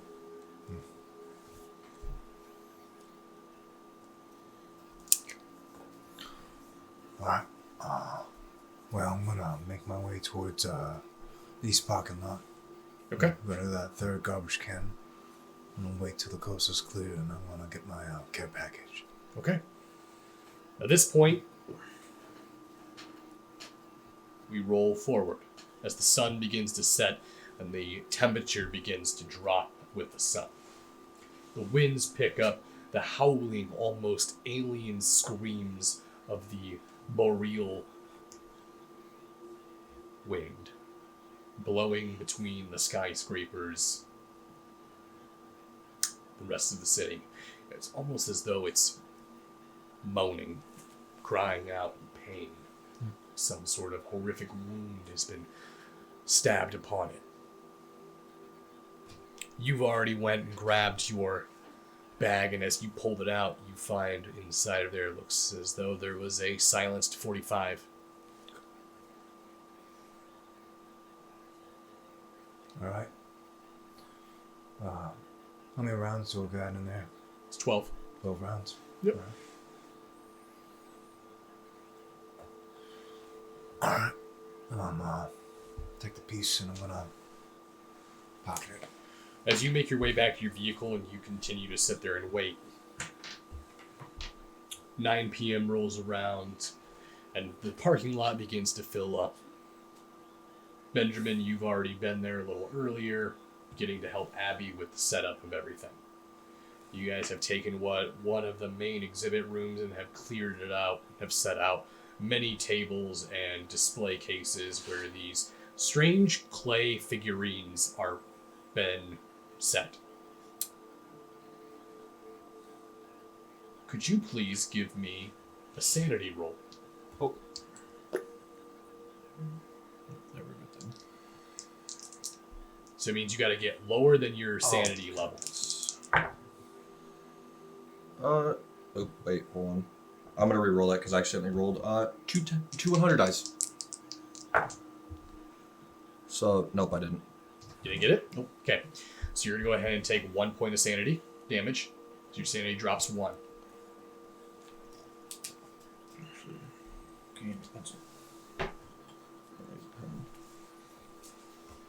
As you are setting up the room, something actually catches your eye. It's the clay figures, actually. As you're setting them up, at first you thought they were maybe plants. But then as you begin to look at them even more, there was something just eerily off-putting about it until you stopped and actually began to study it and actually look at it and try to comprehend what it was. The base of it appears to be almost this triangular cone shape. Strange rivets of pockets and gaps appear to fill it up and line it like a ladder running all around it as it comes to this center where you see this strange, almost emaciated torso that goes up to 2 large arms that span out into strange sucker-like hands, massive mouths and maws on each finger. The head of it appears to be some sort of giant eyeball with a fanning flay of flesh and membranous material. The back of it has some sort of tail that wraps up over its head that creates some sort of triple tri-hold object that you can't even understand the purpose and what it for. You are unsure if this is a creature, a building, a plant. What is this? You begin to feel this unearthly urge to stay away from these, and you don't like it. It's very offsetting. Nothing, you don't feel like you're in danger. It's just almost like staring at a painting that really gives you a bad feeling, or gives you a bad vibe. Mm-hmm. As Abby makes her way towards you, is something wrong? What's wrong? What even are these? I don't know. They're really ugly, though. That's for sure. I don't really like them. Who would even want to buy these? These are ugly. Like, what even is this? Apparently, they were excavated from some, I don't know, some temple. I'm not sure. But I do know that the professor who has brought them here is going to give it an entire spiel about them. What's the professor's name? It's his last name is Frixel. Frixel. Yes. What kind of last name is Frixel? I'm not sure. German, maybe? I mean, I guess. I don't know. He's supposed to be arriving here any time now. Let's see here. I should have his name on something. William. Dr. William Frixel.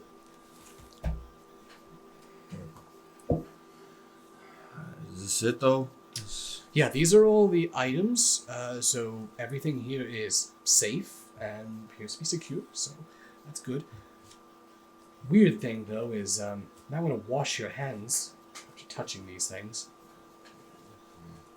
Why? It's not clay.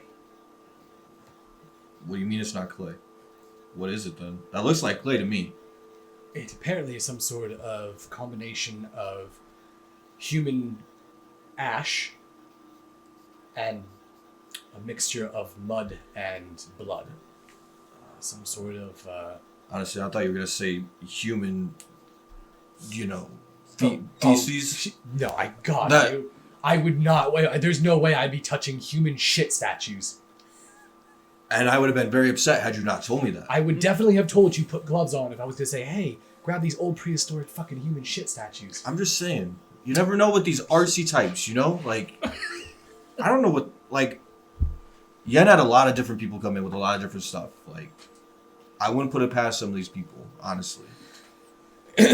You hear the sound of the door opening, and as the door opens into this main lobby, you hear the sound of footsteps walking in. As you do, you notice that there appears to be a man who pulls off a black bowler cap, exposing his aged white hair.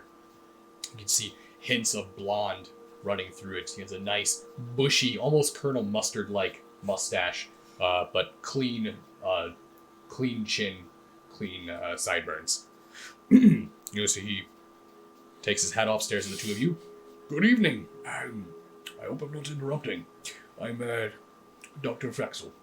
Is this going to be the setup for tonight? Notice that Abby makes her approach and goes, Hello, Dr. Frexel. I'm Abby Barrera. I'm the curator. Good. I think we want people funneled in this way, and then we're going to give representation of each item. Once people move through, we'll go ahead and end the event after that, and everything will be said and done. Perfect.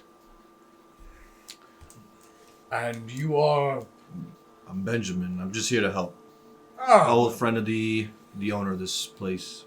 I've heard about his disappearance. Quite unfortunate.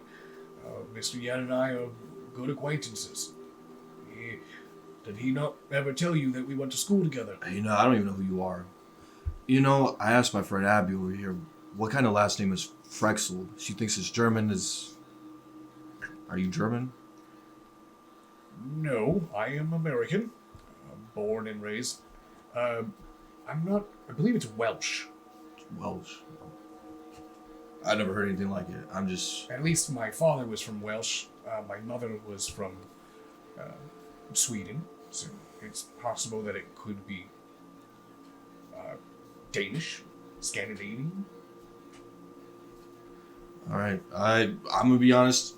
Yen never told me about you, but, you know, And just make note that he's not here. So please respect the place, if you could.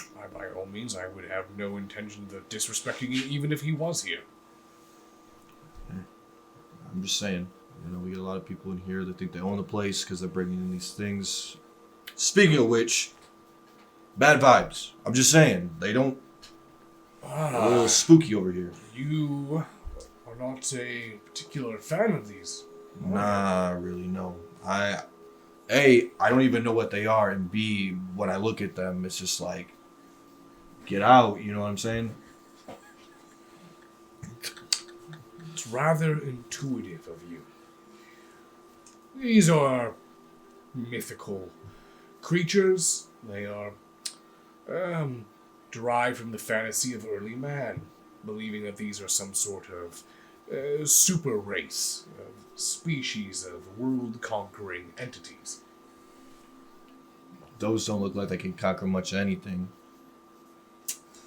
Well, that is true, but the Sphinx also looks rather humorous once you know how the anatomy of and structure of the human body works, and other animal-headed creatures of the Egyptians.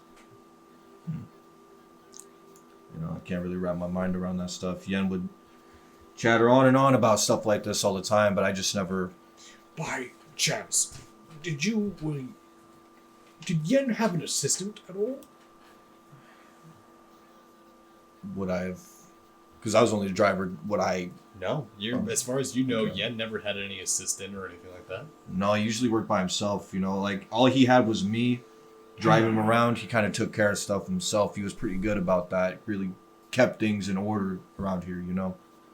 But now we guess we got Abby here who's setting things up. You know, I didn't even think that there would be anything here with Yen gone. I mean, he's the one who usually did these things, you know? It is a shame. Definitely a shame.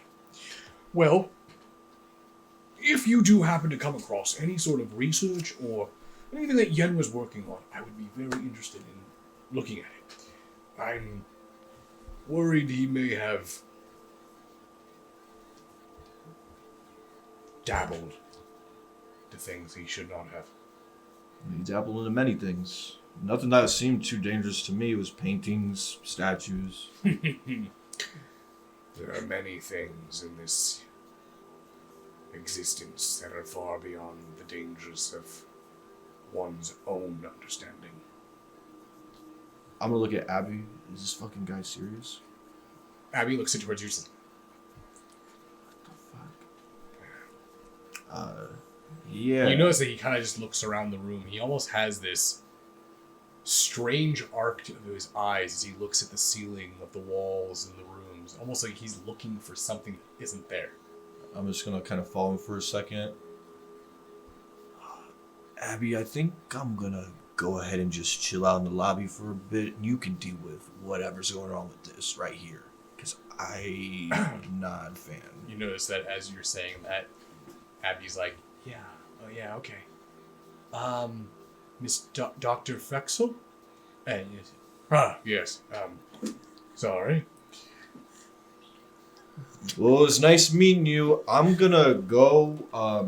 I know my way around this place pretty well. If you need any kind of assistance, any kind of help, and Abby's busy, I might be able to show you around.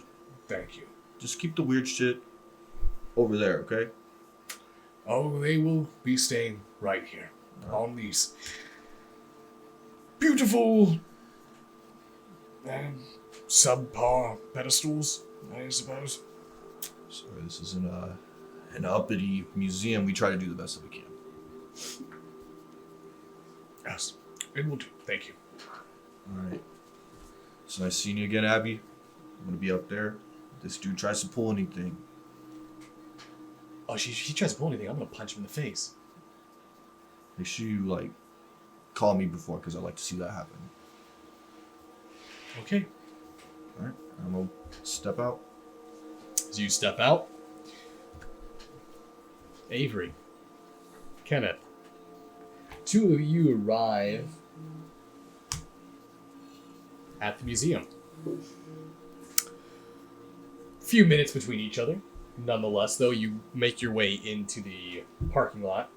See, the parking lot is already starting to begin to fill up with guests. What do the two of you like to do?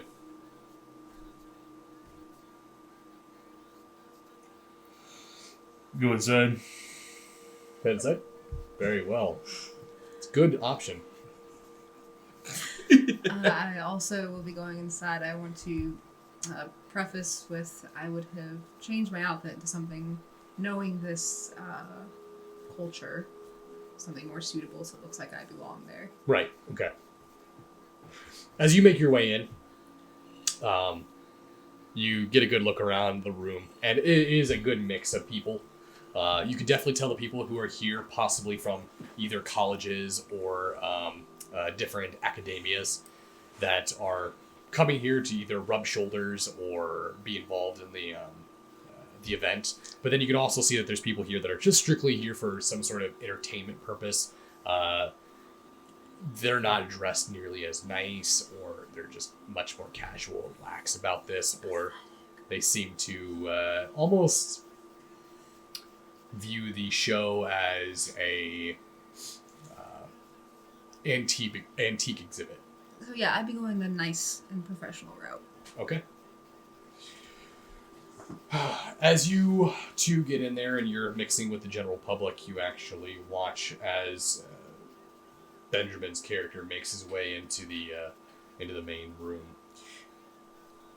with the rest of the guests. Joseph, you actually make your way in rather close to the end of the people showing up. You kind of sat there and watched. You counted about 30 people. So even though this is a lot smaller than what they're used to, still quite a few people.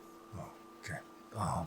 When I do go inside, I'm gonna take off my scarf Okay. and coat.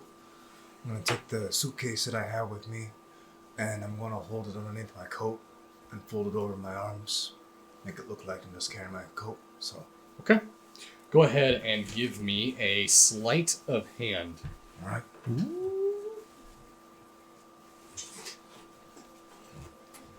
Let's see that natural one. The only time. Give me natural. It's 36. My spot, let's say, sleight of hand's only 10%. Okay, so over. You hold it on. It's definitely bulky enough to where people, if they looked hard enough, they're going to realize you're holding something. But if they just quick glance, they may not notice. As you get in there, there is general conversations that are going on about the room. Everyone appears to be waiting for this event to start. As this is going on, you hear this loud, abrasive voice kind of like peeking over a lot of the conversations. It's really hard not to pick it out when you hear, yeah, supposed to be in Cabo at this point. Yeah. But nope, bitch of a wife, I had to drag this little shit bag out here at 9 o'clock at night in freezing cold temperature because we never do anything together. Ain't that right? Huh? There's that. He looks out at the kid. The kid just looks up towards him and just goes, rolls his eyes and moves back. What would you guys like to do? Well, I'm going to kind of take my time, but I want to kind of slip off and try to find where any offices would be. Okay. Go ahead and give me a stealth roll.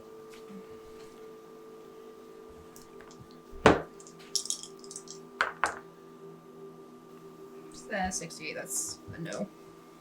Okay. Stealth. I'm still gonna do it.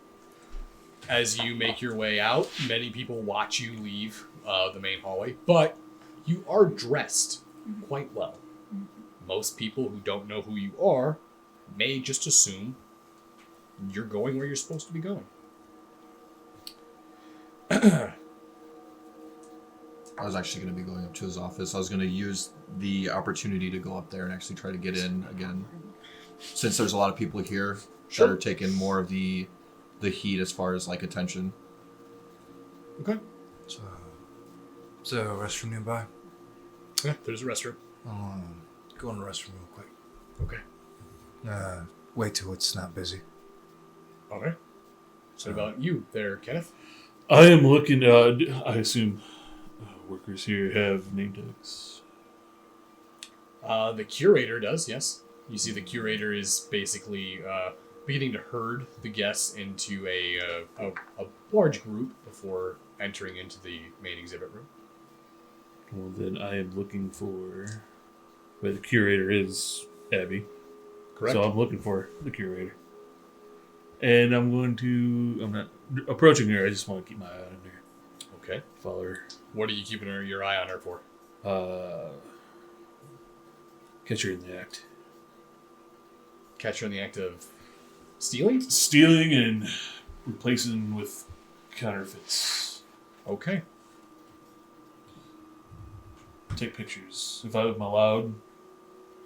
Do they allow pictures? Yeah, there's other people in there with cameras. Good. Yeah. Take pictures. Okay.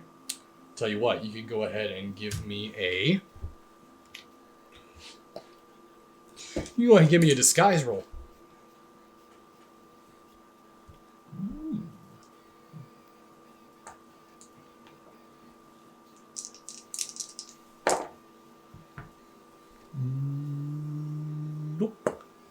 Nope. Okay. As you're sitting there and you're taking pictures and it's become a little apparent that you don't really know what you're doing when it comes to taking pictures of the room to remain anonymous. It's pretty obvious that you're taking pictures of people. As this continues to happen, you realize that the curator actually approaches you. You see Abby make her way over. I'm sorry, sir. Why are you taking pictures of me? I'm not taking pictures of you. I'm taking pictures of the exhibits. I saw you taking a photo of me. Could you not take a photo of me? If you're going to take photos, please take photos of the actual items in the exhibit room when we get in there. You're taking photos while we're in a lobby. Just really like your whole decor in here. So, yeah, you're right. You're right. I will. Can you I go ahead will. and give me a persuade check? Hey, maybe we'll get lucky. Go and roll that shit. This is not. I believe in you. You gotta beat. I believe in you too. Get 10%. Power, friendship. Nope. I literally rolled the exact same thing, which is 75. Okay, I'll tell you what. Ties will go to my player. Okay. You rolled a 75, right? Yeah. And your skill is at 75? Nope, it's 10. base 10. Oh, no. Why'd you say you rolled the exact same thing? No, as His before. last time. Oh, okay, never mind. No, you failed horribly. Terribly. Not critically. Not critically. Just terribly. Just terribly. As you are trying to fumble your way through this lie, you realize that she's sort of giving you this look like, okay, sure. Just don't let it happen again, okay? Yeah, you're sorry. She turns and walks back towards the front of the group.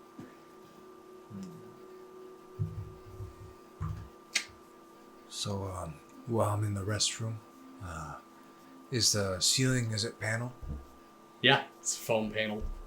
I'm gonna get in one of the stalls and get on top of the toilet. I'm gonna move the paneling and I'm gonna stash the suitcase on top of it. Okay. And then put the paneling back. Okay. Gonna take my wedding ring off and put that in my pocket. Okay. Gonna walk back out into the lobby.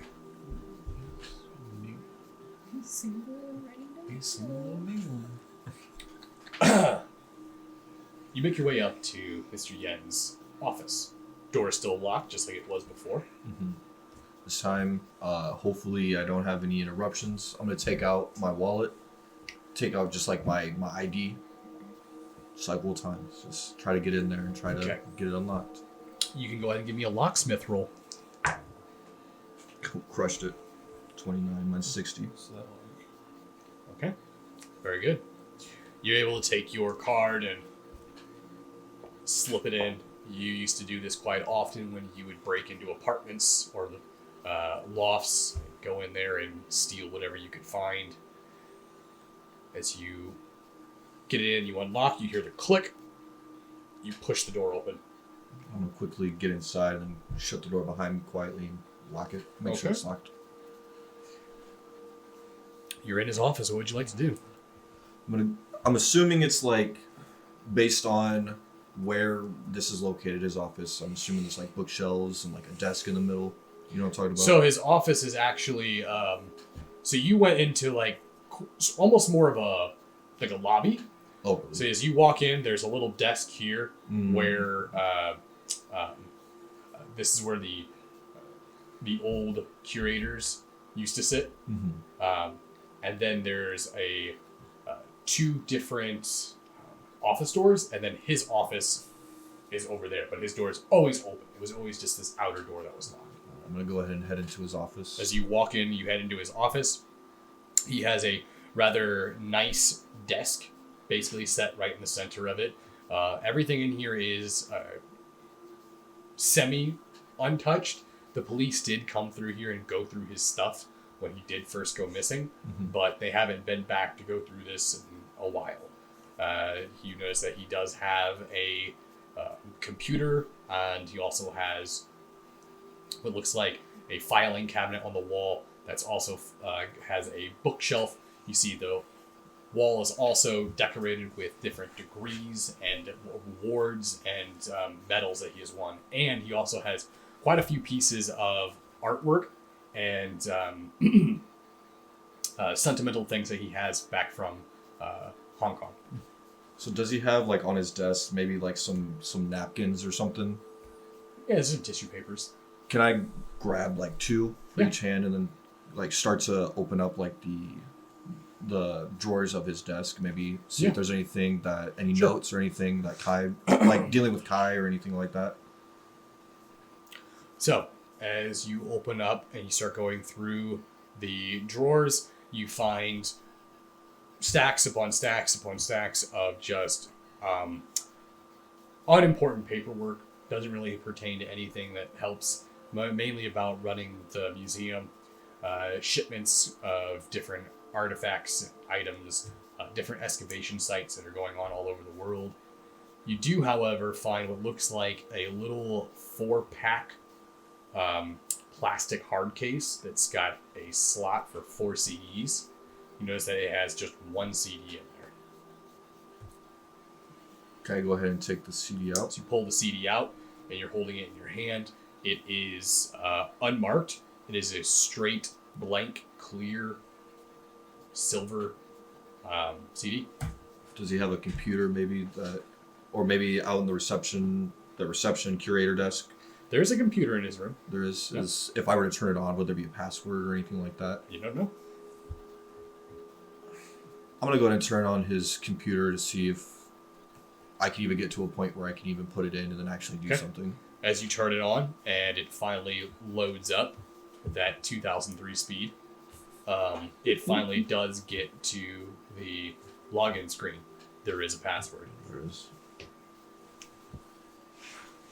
Is there anything... Would it be Windows XP or Windows 98? I think that'd be XP at that point. Early XP. Yeah. Windows XP. Would there be a role I could make to maybe kind of... sort of like an insight role where I can maybe think of something that... like a phrase or something like that he would have maybe had mentioned more than a couple times that I just never really... If not, that's fine. I don't know, like, if I can do that. I'll tell you what. Normally you can't take this unless you're trained. But I'll let you do it just specifically for this role. I'll let you do a psychoanalyze roll. 1?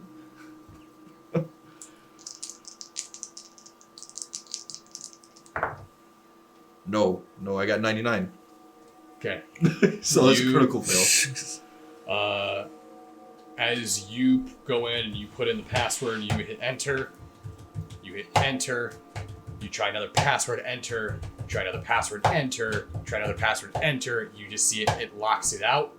You see the computer gets locked out, and the clicking of your fingers on the keyboard must have been loud enough as you hear the door starting to open outside into that lobby. Shit. I'm gonna, like, get underneath the desk. I'm gonna try to hide underneath, like, because I'm assuming it's like one of those big fancy desks where you can actually get underneath where the legs go. Okay. Give me a stealth check.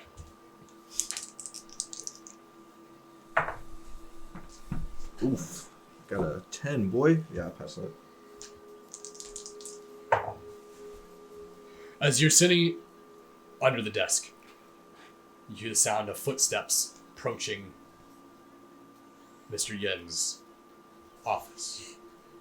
You hear the sound of hard heels clicking against the wood. It stops at the doorway. You hear the footsteps enter in. They slowly begin to make their way round the table. You're tucked in pretty far in. They'd have to bend over and look under and see you in order to know you're there. You see the legs walk behind the desk and stop, turn towards the desk. You recognize it.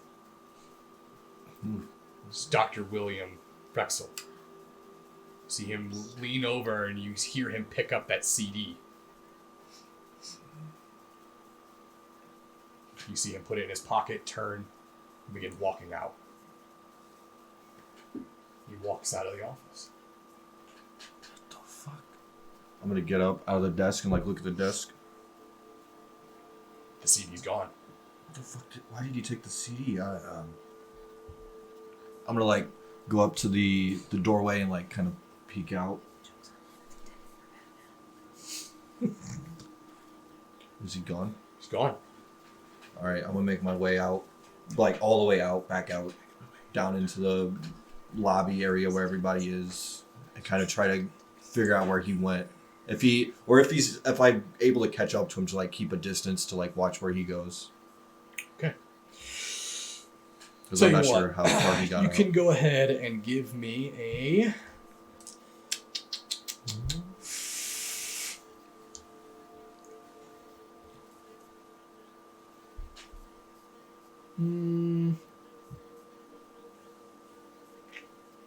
Yeah, I like that. We'll try that.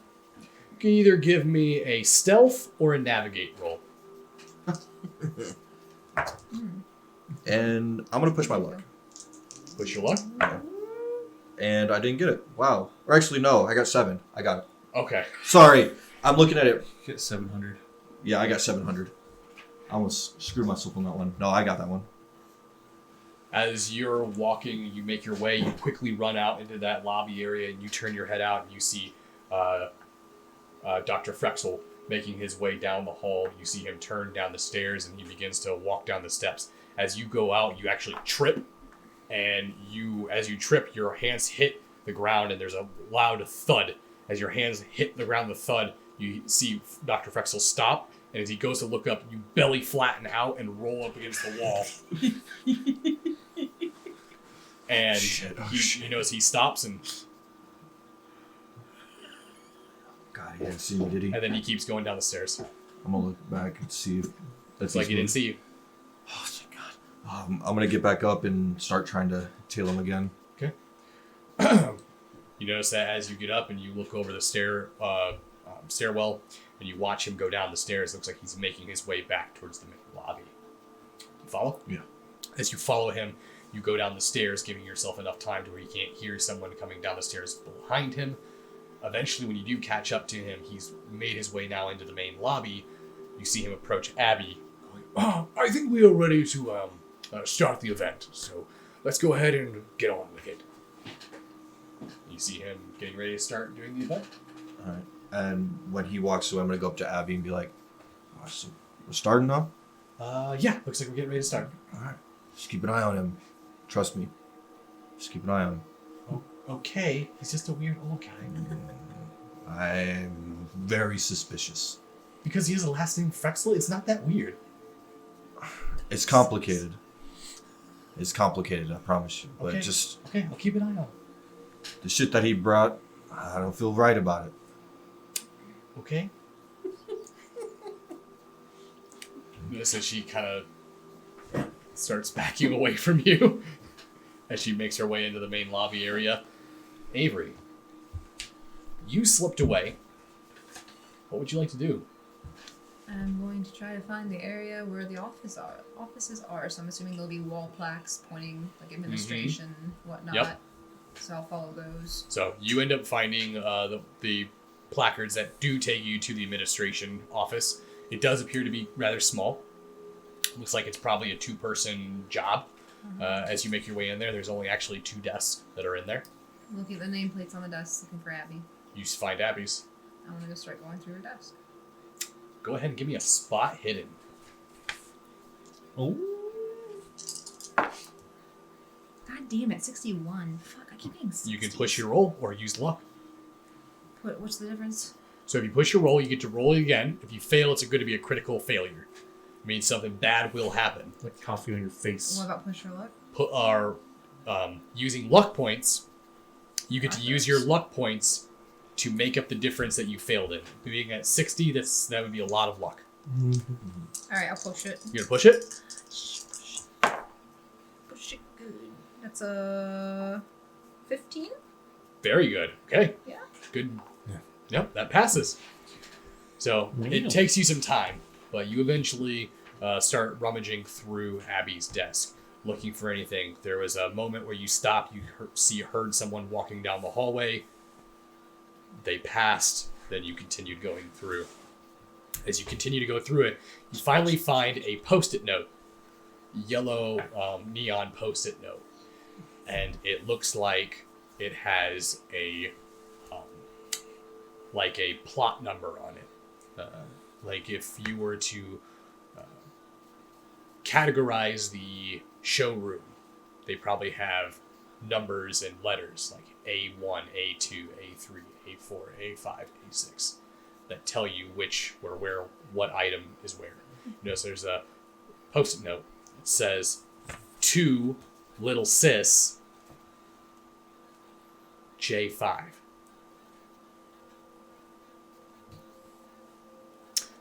Two little sis is what caught your attention. All right. Is there? I'm gonna grab one of the empty post-it notes. I'm gonna copy it down. Okay. Put it in my pocket. All right. Other than that, you didn't find anything strange. All right. I'll make sure everything's back where it was for the most part. Okay. All right. See how well you do that. Go ahead and give me a sleight of hand. Oh, fuck me, please. 6. Is that right? Am I reading that right? 0. Yeah, 0, 0, and then 6. So, wow. That's yeah. a success. Yeah, it is. You were able to remember, memorize it, and put everything back just the way it was. And you leave the office, making your way back towards the main lobby. Good. What would you like to do once you get there? I'm gonna try to slip back into the presentation. Yeah, the presentation's already kicked off. Looks like they're going through there. Dr. Frexel is giving his analysis and his the backstory on each of the pieces as they're moving through. Actually, you know what? Once I hear that it's already going, I want to go ahead and try to figure out where J5 is. Okay. Go ahead and give me another spot hidden. Ooh, she do it again. Oh, that ain't it. 85. 85? It looks as though the room is probably categorized, but they don't have it openly displayed. So they don't actually have the placards on the items. Okay. There must be a location where they keep that. Okay. Okay. You know, just from your background in this, that would most likely be kept in records. Okay. I'll try to find the records. You remember from the placards looking earlier, you saw a sign that said records. Okay, I'm gonna head that way. You head that way? Okay. What are you going to do once you get done with your suitcase and you make your way back out there? So once I get back out of the lobby, I'm gonna look around and see like a pamphlet for the show tonight or whatever. Yeah, they've been handing them out to everybody when people showed up. Well, give it a quick read over, see what it's about. Basically, it looks like the general synopsis of it is these are all ancient sculptures and man-made pieces of art from pre-modern or modern civilization, like sometime before Christ. Does it seem like there's some sort of traffic flow?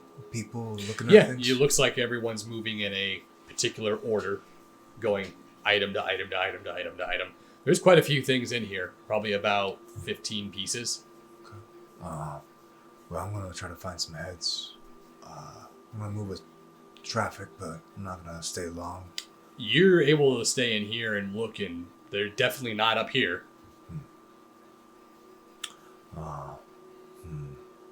Go ahead and give me another spot hidden, please. Okay. And could Kenneth give me a spot hidden? 74 out of 75. I'm pushing. So you just got it. Yeah. 70. What was it? 77, which is too high. So you failed? Yeah. Okay. So, as you are looking over the crowd, you're looking at the items, you don't see these heads. Abby, the curator, she's kind of short. The crowd of people's pretty big, about 30 people, so she actually, you see her just at the very tail end of it, she slipped out of the room. Looks like as soon as the group made a turn and started making their way towards the back of the exhibit room, she sort of backpedaled and left. You watch her slip out. Kenneth, you just were a little bit too tall and a little bit in the wrong positioning to see Abby, but you watch as the group moves and she's just fucking gone. You can't find her. Damn it. So, I'm Taylor. You're a tailor? Yeah. Go ahead and give me a stealth check. Okay. 17 out of 40. 17 out of 40? Okay.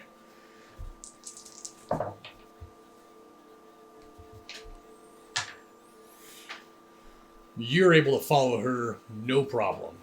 Looks like she's not even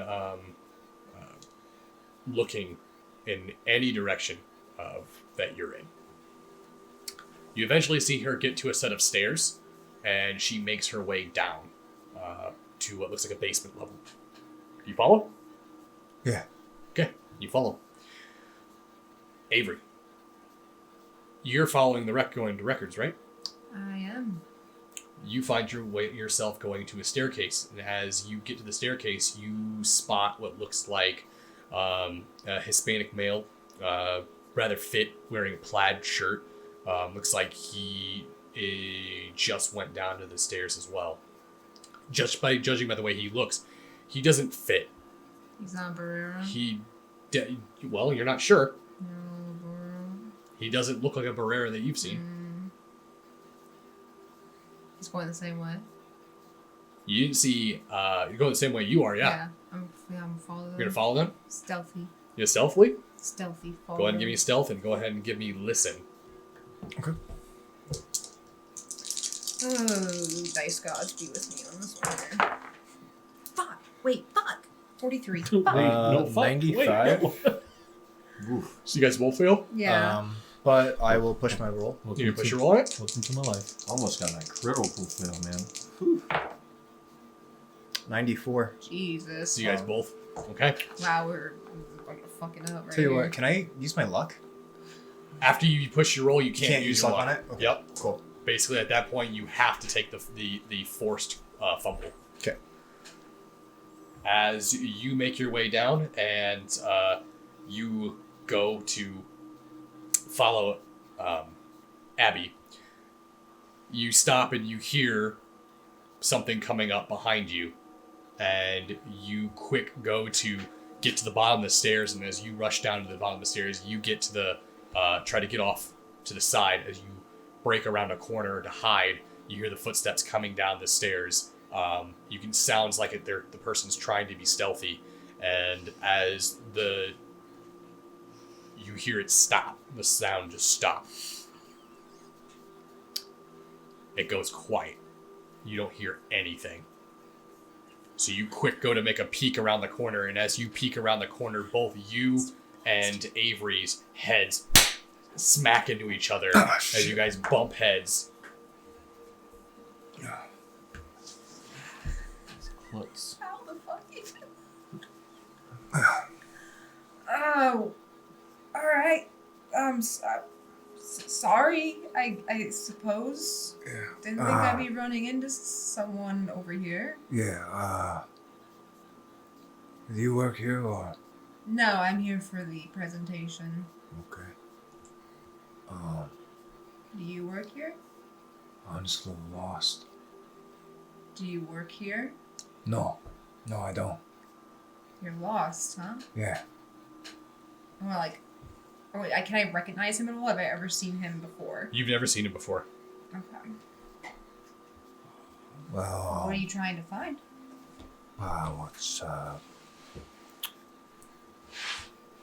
I'm just trying to find a restroom. How about you?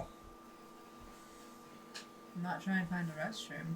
Could Actually, you passed it back at the I entrance. get either a persuade or a charm from both of you? Which your choice.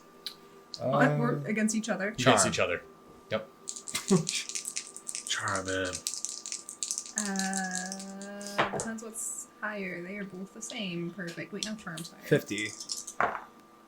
57. Both fail? Yes. Okay. Jesus This Both is impossible. both of you guys are making it so apparently obvious that you guys are up to no good that you guys both simultaneously realize that the other one is here to do something bad too. Look, No, I'll tell you what. We can just forget this happened and forget each other's faces. How about that? you just took the words out of my mouth. So, if you don't mind, I got something I gotta do. Yeah, me too. I think I'm going the same way as you, though, so I'll have to figure this out. How's this gonna work? Can I do a spot hidden? I want to see the current situation of Abby. You don't see her. If you want, you can give me a track. Okay.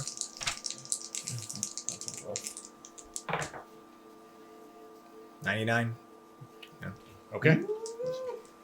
As far as you can tell, you can't see any signs of where she went. What's down here? So when you got to the bottom of the stairs that you guys just came down are rather large. It's almost like a 4-foot width on one side, divider rail, 4-foot width on the other side. There's a big staircase that heads down in the basement.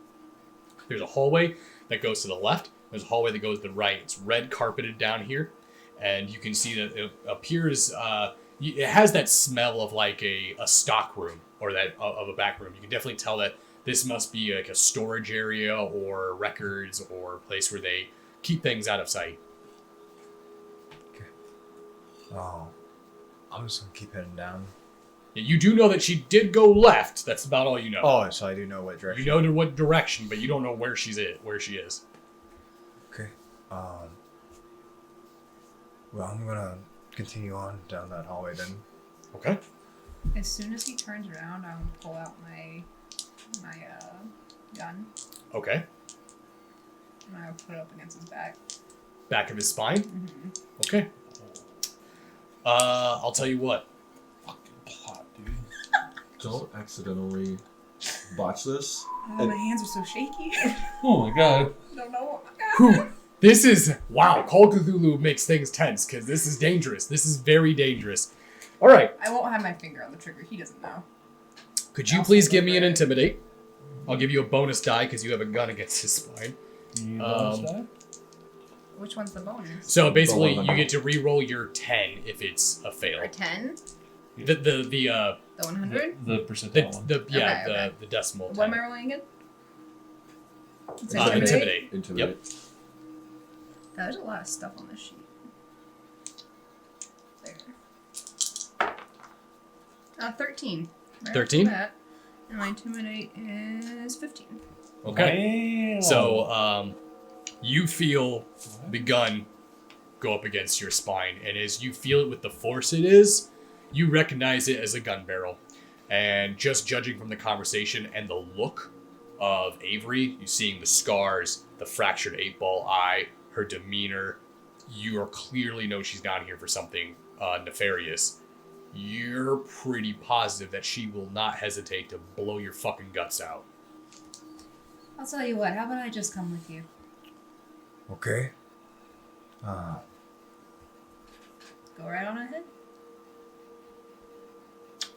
All right. Just want to know real quick here, you a friend of Javier's? Absolutely fucking not. Well, I'm no friend of Javier's either, so Then who are you? I'm just a little lost. I don't know, too. You have to give me more than I'm just a little lost. All right, fine. Reach into my pocket. I'm watching Okay. what he's going for. No, you reach in my pocket. You can Which pocket?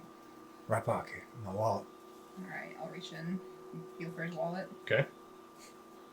I'll pull it out, Okay. All right. So flip it open. You see his driver's license. My military ID should be in there too. Yep. What's your full name? it's Joseph Hernandez. Military man, huh? Yeah. What'd you get mixed up with? It's military work. I'm sure it is. I'm gonna flip it close. So you're gonna tell me you're not working for the Barreras at all? No. How do I'm you not. know? It's a friend of a friend. I'm gonna put his wallet back in. Okay. I'll go and pull the gun back. And I'll put it back in my... You Holster. hear her holster the gun. Okay. How Well, about I just kind of tag along with you anyway? all right, fine. I'm gonna follow him from behind. Okay. As the two of you follow, going down the same trail that Abby went. What's going on with you, Kenneth? So after I lost Abby, perhaps I would have seen anybody talking with her, right? No, you saw her following Dr. Frexel, giving his show, his exhibit, and she was just standing along patiently, quietly listening. You just, at some point, she must have slipped out and you didn't see her.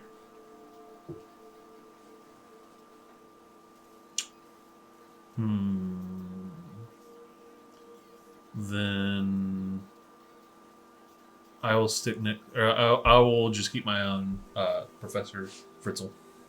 Then, Fitzel. It's Frexel. Frexel. It's I like Frexel. Fritzl. Professor Frexel. Professor Pretzel Man. Yeah, I'll keep my eye on him,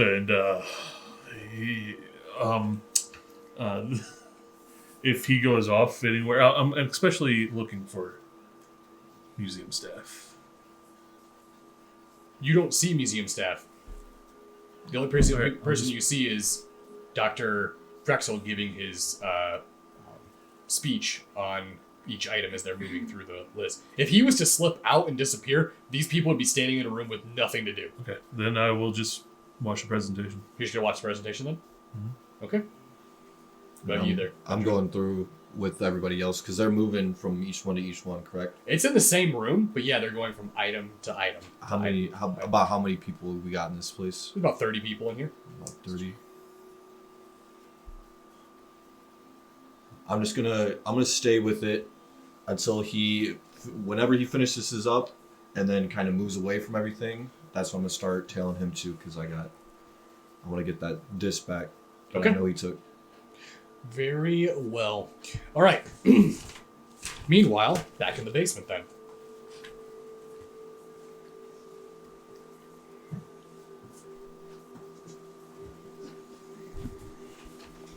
Two of you made your way down to the end of the hallway, and that's where you see a divide. You can either go right or you can go left. You see records goes to the right, special collections goes to the left. Which way you headed? Oh, well, I'm gonna go left, so I don't know where you need to go, but...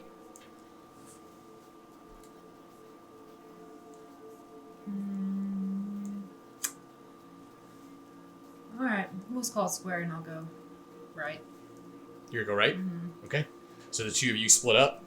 You go left and you go right. Avery, you make your way all the way down till you find the door to records. As you go to grab the doorknob and open it, it is actually, surprisingly, unlocked. You open it up, and as you open up into the room... Why is it unlocked? Wait, as soon as I see it's unlocked, I want to, before I even open it all the way, I want to make sure I don't hear anybody in there or anything. Give me a listen check. Quiet.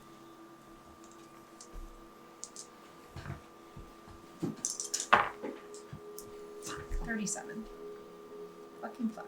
37? Yeah. Okay. As you go to look into the room and listen, you don't hear anything. You turn on the light. As the room lights up, enter in, you see rows and rows and rows and rows and rows of boxes and boxes and boxes and boxes of paperwork. However, you do see that in the room there is a big blueprint map of the museum, a bird's eye view of it right down. And you can see each one of the exhibit rooms is labeled with letters. A, B, C, D, E, F, G, H, I, J, K, L, M. That's all the exhibit rooms. You see J. And as you look at the J and you look at each placement, you find J5. J is the current exhibit room that's currently going on right now. J5 is the centerpiece. Alright. And as you're doing this, or what would you like to do after that? I was gonna head out, shut the lights off, and close the door, and head back. Okay. As you're doing that, Joseph, Yeah. you took a left. Make your way down into this increasingly dark hallway. As you make your way to the end of the hall, the lights have started to diminish. It's almost getting pitch black down here. You look around for a light switch or something, but you can't see any. But you do see what appears to be a door. There's a crack. It looks like light bleeding out from underneath of it, spilling into the hallway. Well, I'm gonna keep low and gonna approach the door. Okay. As you make your way to the door, what do you want to do? So, can I do a listen check? Sure can. Okay, that's 12 out of 60. Okay. As you open up the door, you hear, or as you go to put your ear to the door and you listen, you hear a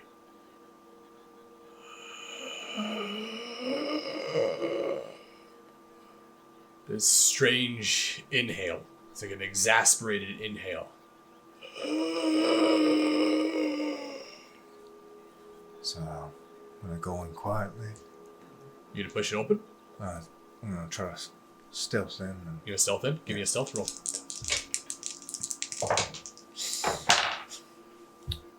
27. So you push the door open. It doesn't even creak as you enter in. You make your way into the room, and as you clear the first turn, cuts back, comes into an open, wide room.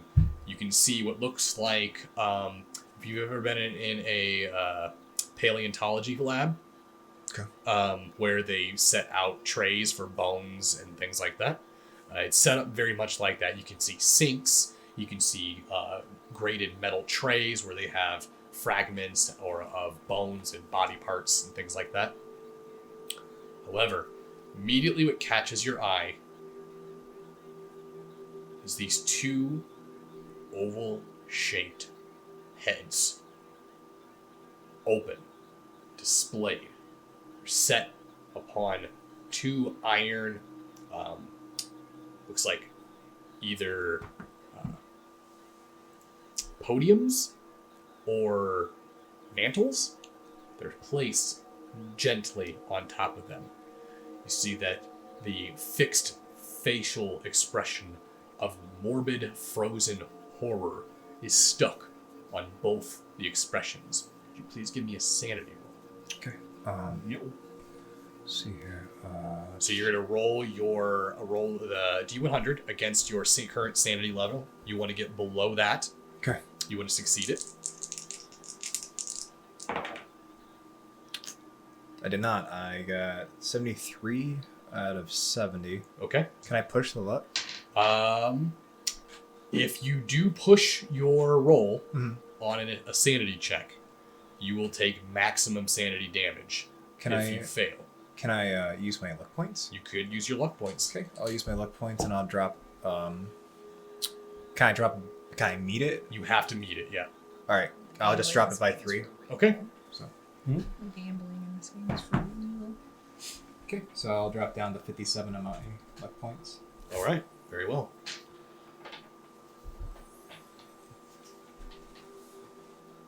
As you still take 1 point of sanity damage. Okay.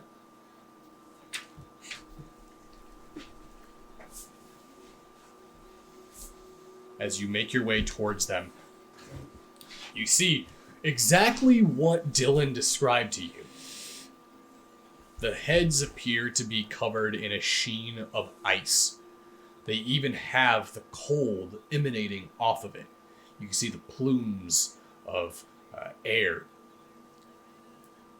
rising from the heads. As you make your way and approach it, they do appear to be human. Eyes, nose, mouth, hair. Both of them appear to be male. Their eyes fixed forward. Their mouths almost tight and locked. Okay. Let's see see here. So they're just on pedestals. Yeah. I'm gonna take out my winter gloves and I'm gonna slip them on. Okay. I'm going to grab the heads and I'm going to stash them into my coat. Okay. As you put your winter gloves on and you grab these heads, the first thing that you notice is as you touch them and raise them up, you immediately feel the cold soak right through your gloves and into your palms. You feel the icy touch almost wrap around your palm. It's like if you were wearing latex gloves to pick up dry ice. That's how cold it feels. It's extremely uncomfortable to hold these. You quickly put it into your coat and almost knapsack them as you yank your coat up, and you almost have the sensation that you want to pull your gloves off and just whip your hands because of how cold these heads were. Okay. So after I got that, I'm gonna exit. Okay. As you exit and you start making your way back, you actually run right back into Avery on your way back to the stairs. Keep running into each other, huh? Yeah, we gotta stop doing that. Yeah, I'm not a fan. Power cuts. Is that you? No, it's not me. Is that you? Not me.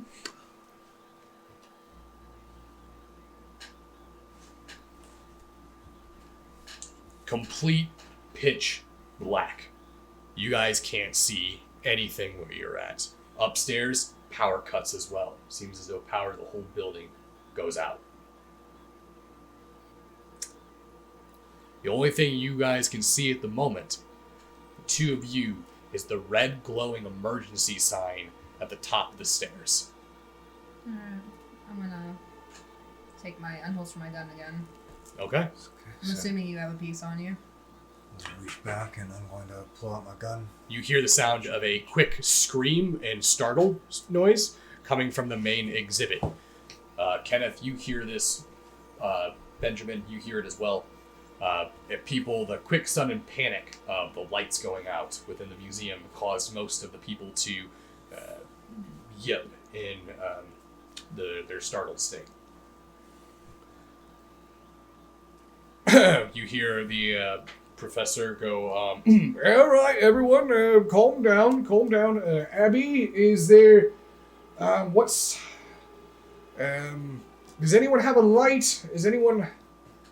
And you guys are sort of in a similar situation where it's completely pitch black. You do get a little bit more light in this room, though, because there are 4 very large cathedral-like windows that rest along the west end of the room. Could I please get a spot hidden from the two of you? Hey, you actually got it. Just by 1. I haven't gotten a single fucking roll this whole game. I actually got a roll. Oh my god. I got 24. 24? You've been nailing your stealth checks and your lockpicking. That's because they're so high. Everything else, real low. Well, Call of Cthulhu is a game of playing the normal person. Also, I don't know what you have planned, but I was going to use that opportunity. What I wanted to do was I was going to ask to roll, I don't know if this is going to change anything, but I was going to roll a listen check to try to figure out where he is because he was talking. Yep. And then be able to take that. Oh, you want to try to do that? Yeah. I will make this, I'll tell you what. To listen, to hear what direction he is, easy. To echolocate him in the crowd, not easy. Tell him he doesn't have sonar. Well, he said there was a little bit of light. I don't know There if is a little bit of light, but he is in the group of 30 people. I guess that's true. So if you want to make the roll, I will still let you do it, but I'm going to make it a very, I'm going to make it a hard roll. Yeah. You want to still try? For the listen? Yeah. Hard roll means it increases the difficulty by half. So what is your listen score? 60. So that means you would have to get a 30 or under. That makes it a hard roll. That's possible. It is possible. No, I won't. Okay. Nah. I won't change that. So did both of you said you succeeded I on your did. spot? I barely. So,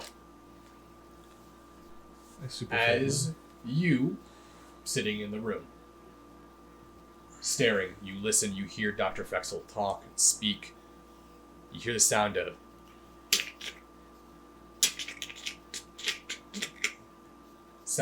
ice breaking as you look over towards the center of the room, the center main piece, that eerie, creepy statue that just gave you really bad vibes.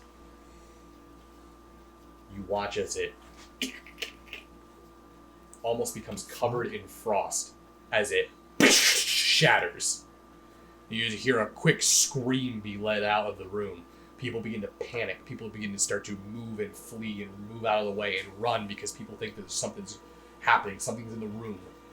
Would both of you guys give me a dexterity save while this is going on? What would you guys like to do? Start heading up the stairs. Yeah. Okay, so you guys make your way to the top of the stairs. As you guys get to the top of the stairs, that's when you hear the shatter as well, and you hear people screaming. And you also hear the sound of commotion. Sounds like people running. And that's the room with J5. Yes. Well, I don't know what your plans are, but I need to get in that room, so... Alright, well, I think this is where we split ways, so See you around. Try out the trip. see ya. I got 8. 8? Yeah, which crushes my 90 dex. So Okay. So you, as people are running by you, you're actually just kind of pinballing off of them. You're just bouncing yourself and letting yourself move with the crowd instead of trying to shoulder check each person and withstand the force of bodies plummeting into you. Mm-hmm. What did you get there? I got 62. I needed 60, so I'm going to use 2 luck. Okay. So please go ahead and put an X by your dex. You used luck on that stat, which means that you cannot increase it after the session Ever. until the chronicle's over. When you use luck, it means that you cannot use experience to increase it. I'm going to be kind and make it after like 3 sessions, it'll refresh. So at the end of like 3 sessions, I'm going to allot points and then let you guys upgrade things you didn't spend luck on. Does that make sense? Yes. Okay.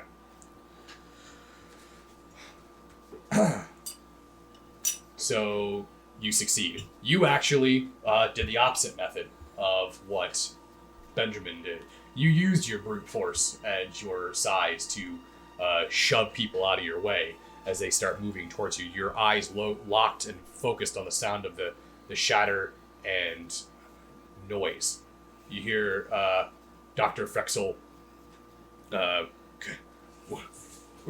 what is this?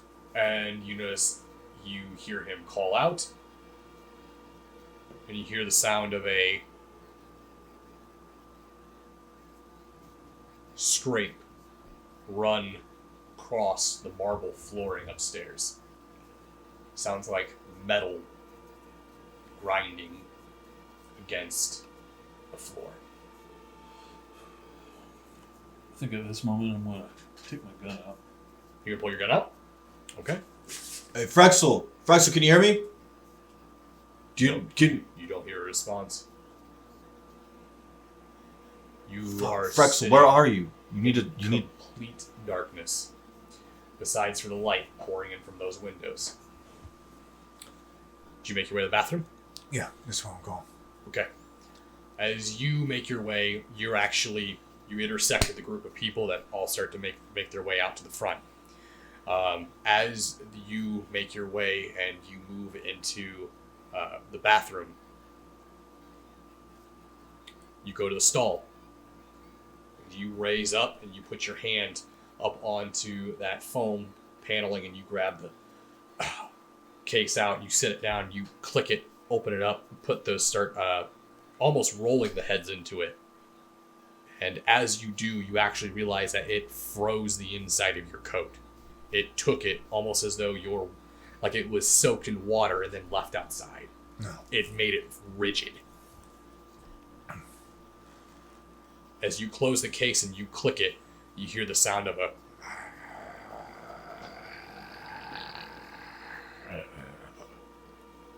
this low grumbling rattle coming. Could you please give me a listen check? are you doing? I'm still heading to the room. The room? Okay. 49 out of 60. You succeed? Yep. You're able to listen as you hone in your ears. Avery, you make your way into the room just as you hear Benjamin calling out, Frexel, Frexel. As you listen, it sounds as though the stall right next to you, you hear something put its foot down. And as it meets the floor, it sounds heavy. Boom! You hear another foot. Boom! You hear the toilet shatter. Water begins to spill out onto the floor. You look down at your feet and see the water rushing in from the floor stall next to you. You hear the sound of the stall door next to you not getting pushed open, not getting broken open. You hear the metal being torn like paper. Well, I would be running at that point. You're gonna run? Yeah. Okay. As you hear that, you slam out of the bathroom stall. I'm gonna need a dexterity save because the floor is really wet. I got an 86, but I will use my luck points. Here, use your luck. And I will drop it, let's see here, 16 points to meet my dexterity roll of 70. Okay. So,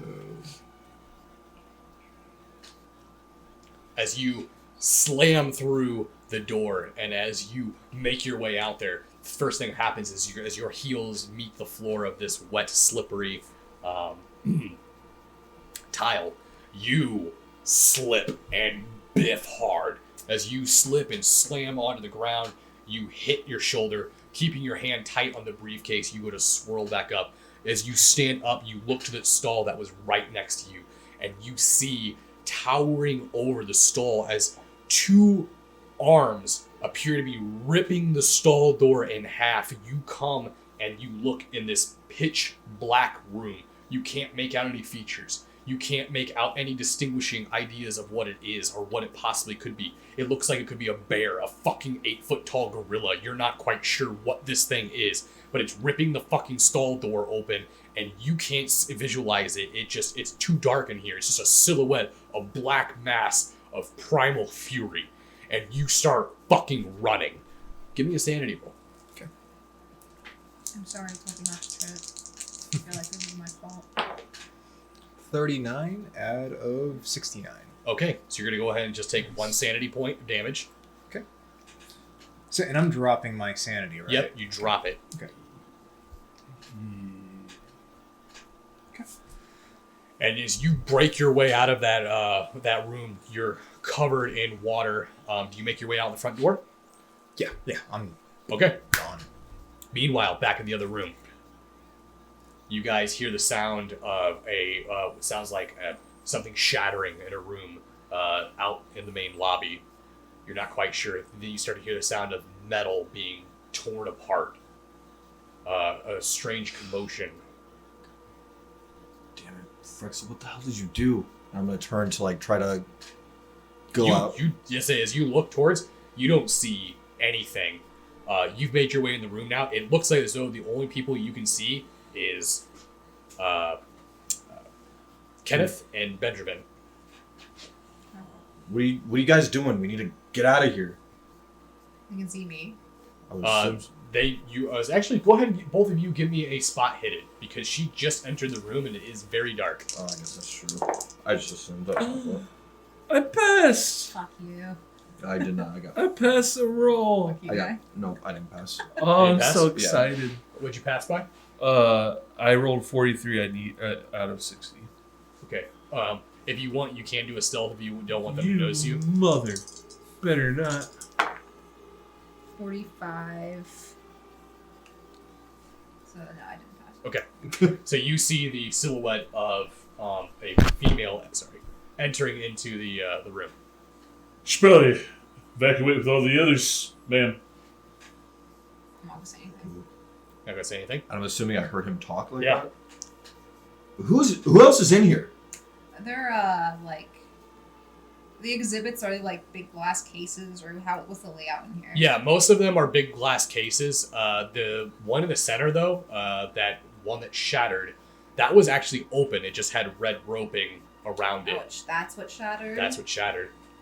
I want to try and use those to get around, like work my way around the room from behind them to get to the center one. Okay, you have a clear shot right to the center one. The 4 windows that bring in light into the room from the outside moonlight, and the fact that there's so much snow, that bright white snow is enough to illuminate this room where you can see, you can walk right to it. Okay, I'll walk right to it. Okay. And then is it just empty? Well, it's you see, it looks as though it's been destroyed. The pieces are all over the floor. You can see it scattered all throughout the ground. It actually also looks to be covered in frost or ice. Okay, but there's nothing in it. No. Okay. Is there like a plaque on it that said what it was at all? Go ahead and give me a. For that, you will need a. Give me a spot hidden. See if you can see that. 24. Yes. Yes, 1 point. Made it. 24. I'm good. Okay. Oh, actually, no, that's 40. I'm good. It says the great race of Yig.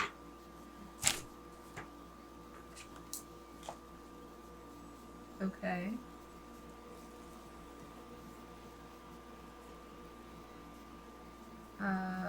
After I see that, I'll just start heading out. Okay.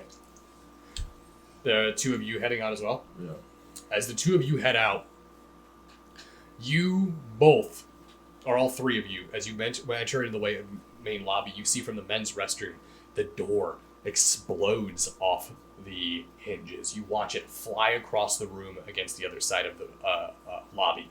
And as this happens, you see from the light illuminating from the steps just beyond it, spilling in from the outside, this creature makes its appearance. It looks like the horrific combination of a bear and a rhinoceros. It has 6 legs. It appears to be walking on 4, 2 of them coming off from its chest as its body arcs up backwards with this polar bear-like head, this large maw dropping down, and a horn raising up like a rhino. It makes its way.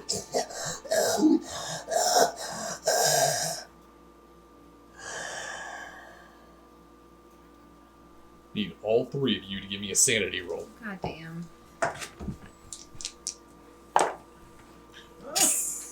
Nope, I didn't pass. We here, bro. I guess I just need to use... I have to roll under it? You have to roll 4. under. Then I'm good. Okay. Does my camera have a flash on? Does your camera have flash? Absolutely. I used 4 to Do get I to would it. do Take it. a picture. I wouldn't do it if I were you, but... No, I did. I used 4 luck to pass that, just on the dot. 4? Yeah. Just pass it? Yeah. Okay, so all 3 of you take 1 point of sanity damage. So lower your sanity by 1.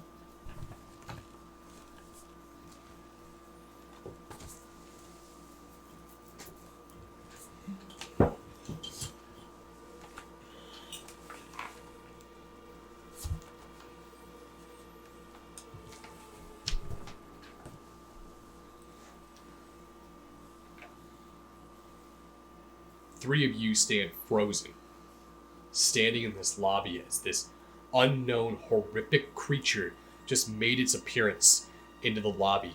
You notice it turns and looks towards all of you. It seems to be sniffing the air. You notice it turns and looks towards you, but you all have the advantage that you're deep into the darkness of the lobby. It's standing by the bright light of the outside world. You notice that it looks towards you and starts to make a step. You hear its heavy foot crush into the tile until you hear, "I already told him if I'm gonna come all the way out here, this little bitch is dragging me. I'm making sure that I'm not missing out on Cabo." And as you hear the sound of this blatant douchebaggery echo out through the lobby, you see this creature whip its head back, and as it does, you hear the sound in a quick flash in an instant as this creature descends down the stairs, and with a single pounce, you hear the sound of this individual become completely consumed, crushed down. You hear a quick and a quick as blood spills and entrails pour out onto the staircase. You hear a quick as he gets picked up in the mouth and jaws of this creature as it turns, and you watch as it slams back into the bathroom. Where's his son? Oh no. I'm bolting for the exit. Both of you, all three of you gonna Nearest run? exit. I don't give a shit which one. As the three of you burst your way out into the cold winter air, you notice that there's a group of people that are still standing out there, probably about 5 or 6 of them. The rest of the people are getting in their cars and are leaving, and you notice the 5 or 6 people that are standing out there, they seem to be like, what's going on in there? Or are you guys just gonna run by them? I'm going by him, getting into my car. I want to say run. So people start turning and leaving, and as you say run, go ahead and give me a persuade check. Well, Nope. not even close. Run. So as you say run, they turn and you turn, and 3 of you book it. As you get in your car and you back up and you start whipping out, you unfortunately, to their despair, watch as 3 of those 6 people slowly walk back up and enter back into the darkness. Yeah, that's their problem. That's their problem, dude. You told them. Can only do so much. Where are the 3 of you going? I'm not going home. I'm gonna go see an old friend. Okay. Some fucked up shit. Okay. You know. I know where you're going. Yeah. Where are you going, Kenneth? I guess I am going to attempt to go talk to Thomas Robinson and tell him what I just experienced. Where are you going to go, Avery? My uncles. To your uncle's? Okay. I'm assuming that agent gave me some sort of contact information for him. No. No. As you get in your car and you start peeling out, you don't make it more than 4 blocks away before you see a black SUV pull out in front of you.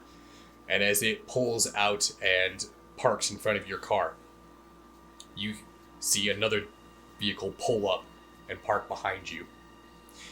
You notice that the individual gets out. You watch as Dylan makes his way over and puts his hand on the top of your hood as he looks in there. So, how'd it go in there? You got some fucking explaining to do. Huh? Like what? I got your damn heads, but we need to talk. See the heads. Grab the case and show him. As you grabs the case and opens it up. Looks about right. Well, Joseph, you did a bang-up job. Knew we could count on you. So what's this explaining you need us to do? Hurry up, it is freezing my ass off. This ain't gonna be something where you stand outside my window and I tell you what it is. We need to sit down, we need to talk. Sure. Name, time, and place. You fucking like coffee. I don't give a shit. We'll meet in that same damn Starbucks.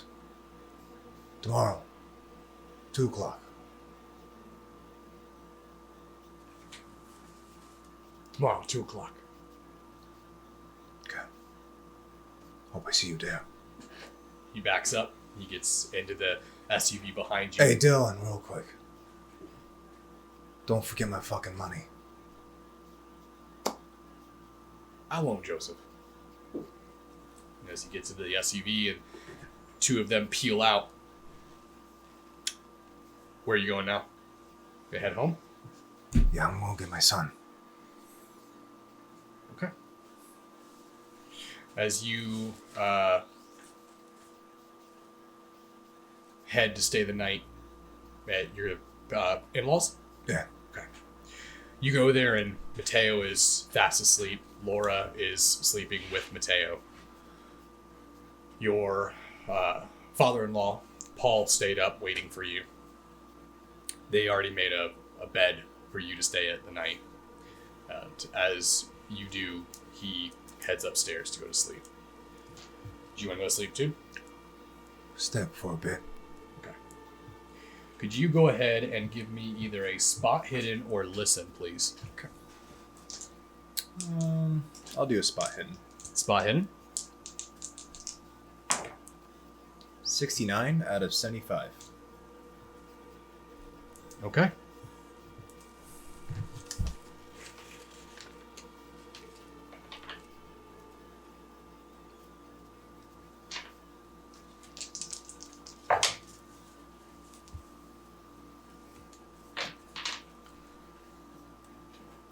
As you lie in your bed, trying to go to sleep, trying to rationalize what you just saw, what the fuck was that in that bathroom stall?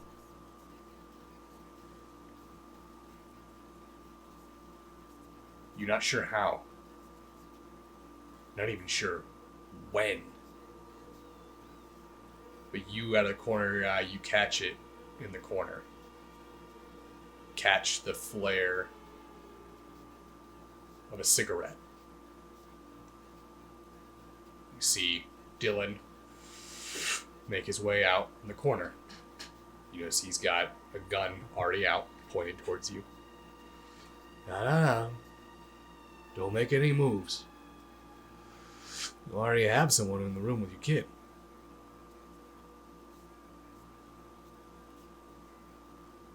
You gonna shoot me out of the house. Don't bring my family in this. I don't care. Oh, no. I don't like killing kids. It's never a thing I enjoy doing. So I try to avoid it if I can. But, hey, having a dying wife, that can really take its toll on you. Make a man just want to end everything, you know? And unfortunately, you saw a little bit too much tonight. But I give you one, right? Never say I wasn't a nice guy. Ask me what you want, and I'll give you some peace before you go. Go.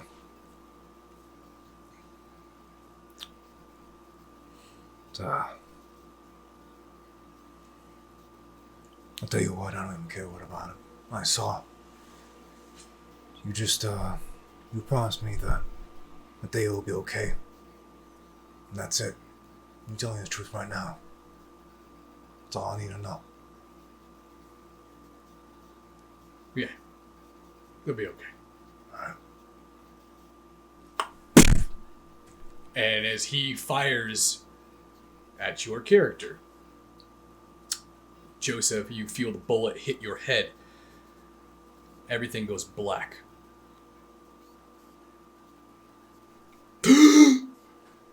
You wake up. You're not sure when. You don't realize, or what at least Dylan didn't realize, is that you have a nice plate on the side of your head from taking an IED. Because he didn't look at your record very well. Blood is pouring all over the bed. You don't see any sign of Dylan. I'm gonna go check on Mateo.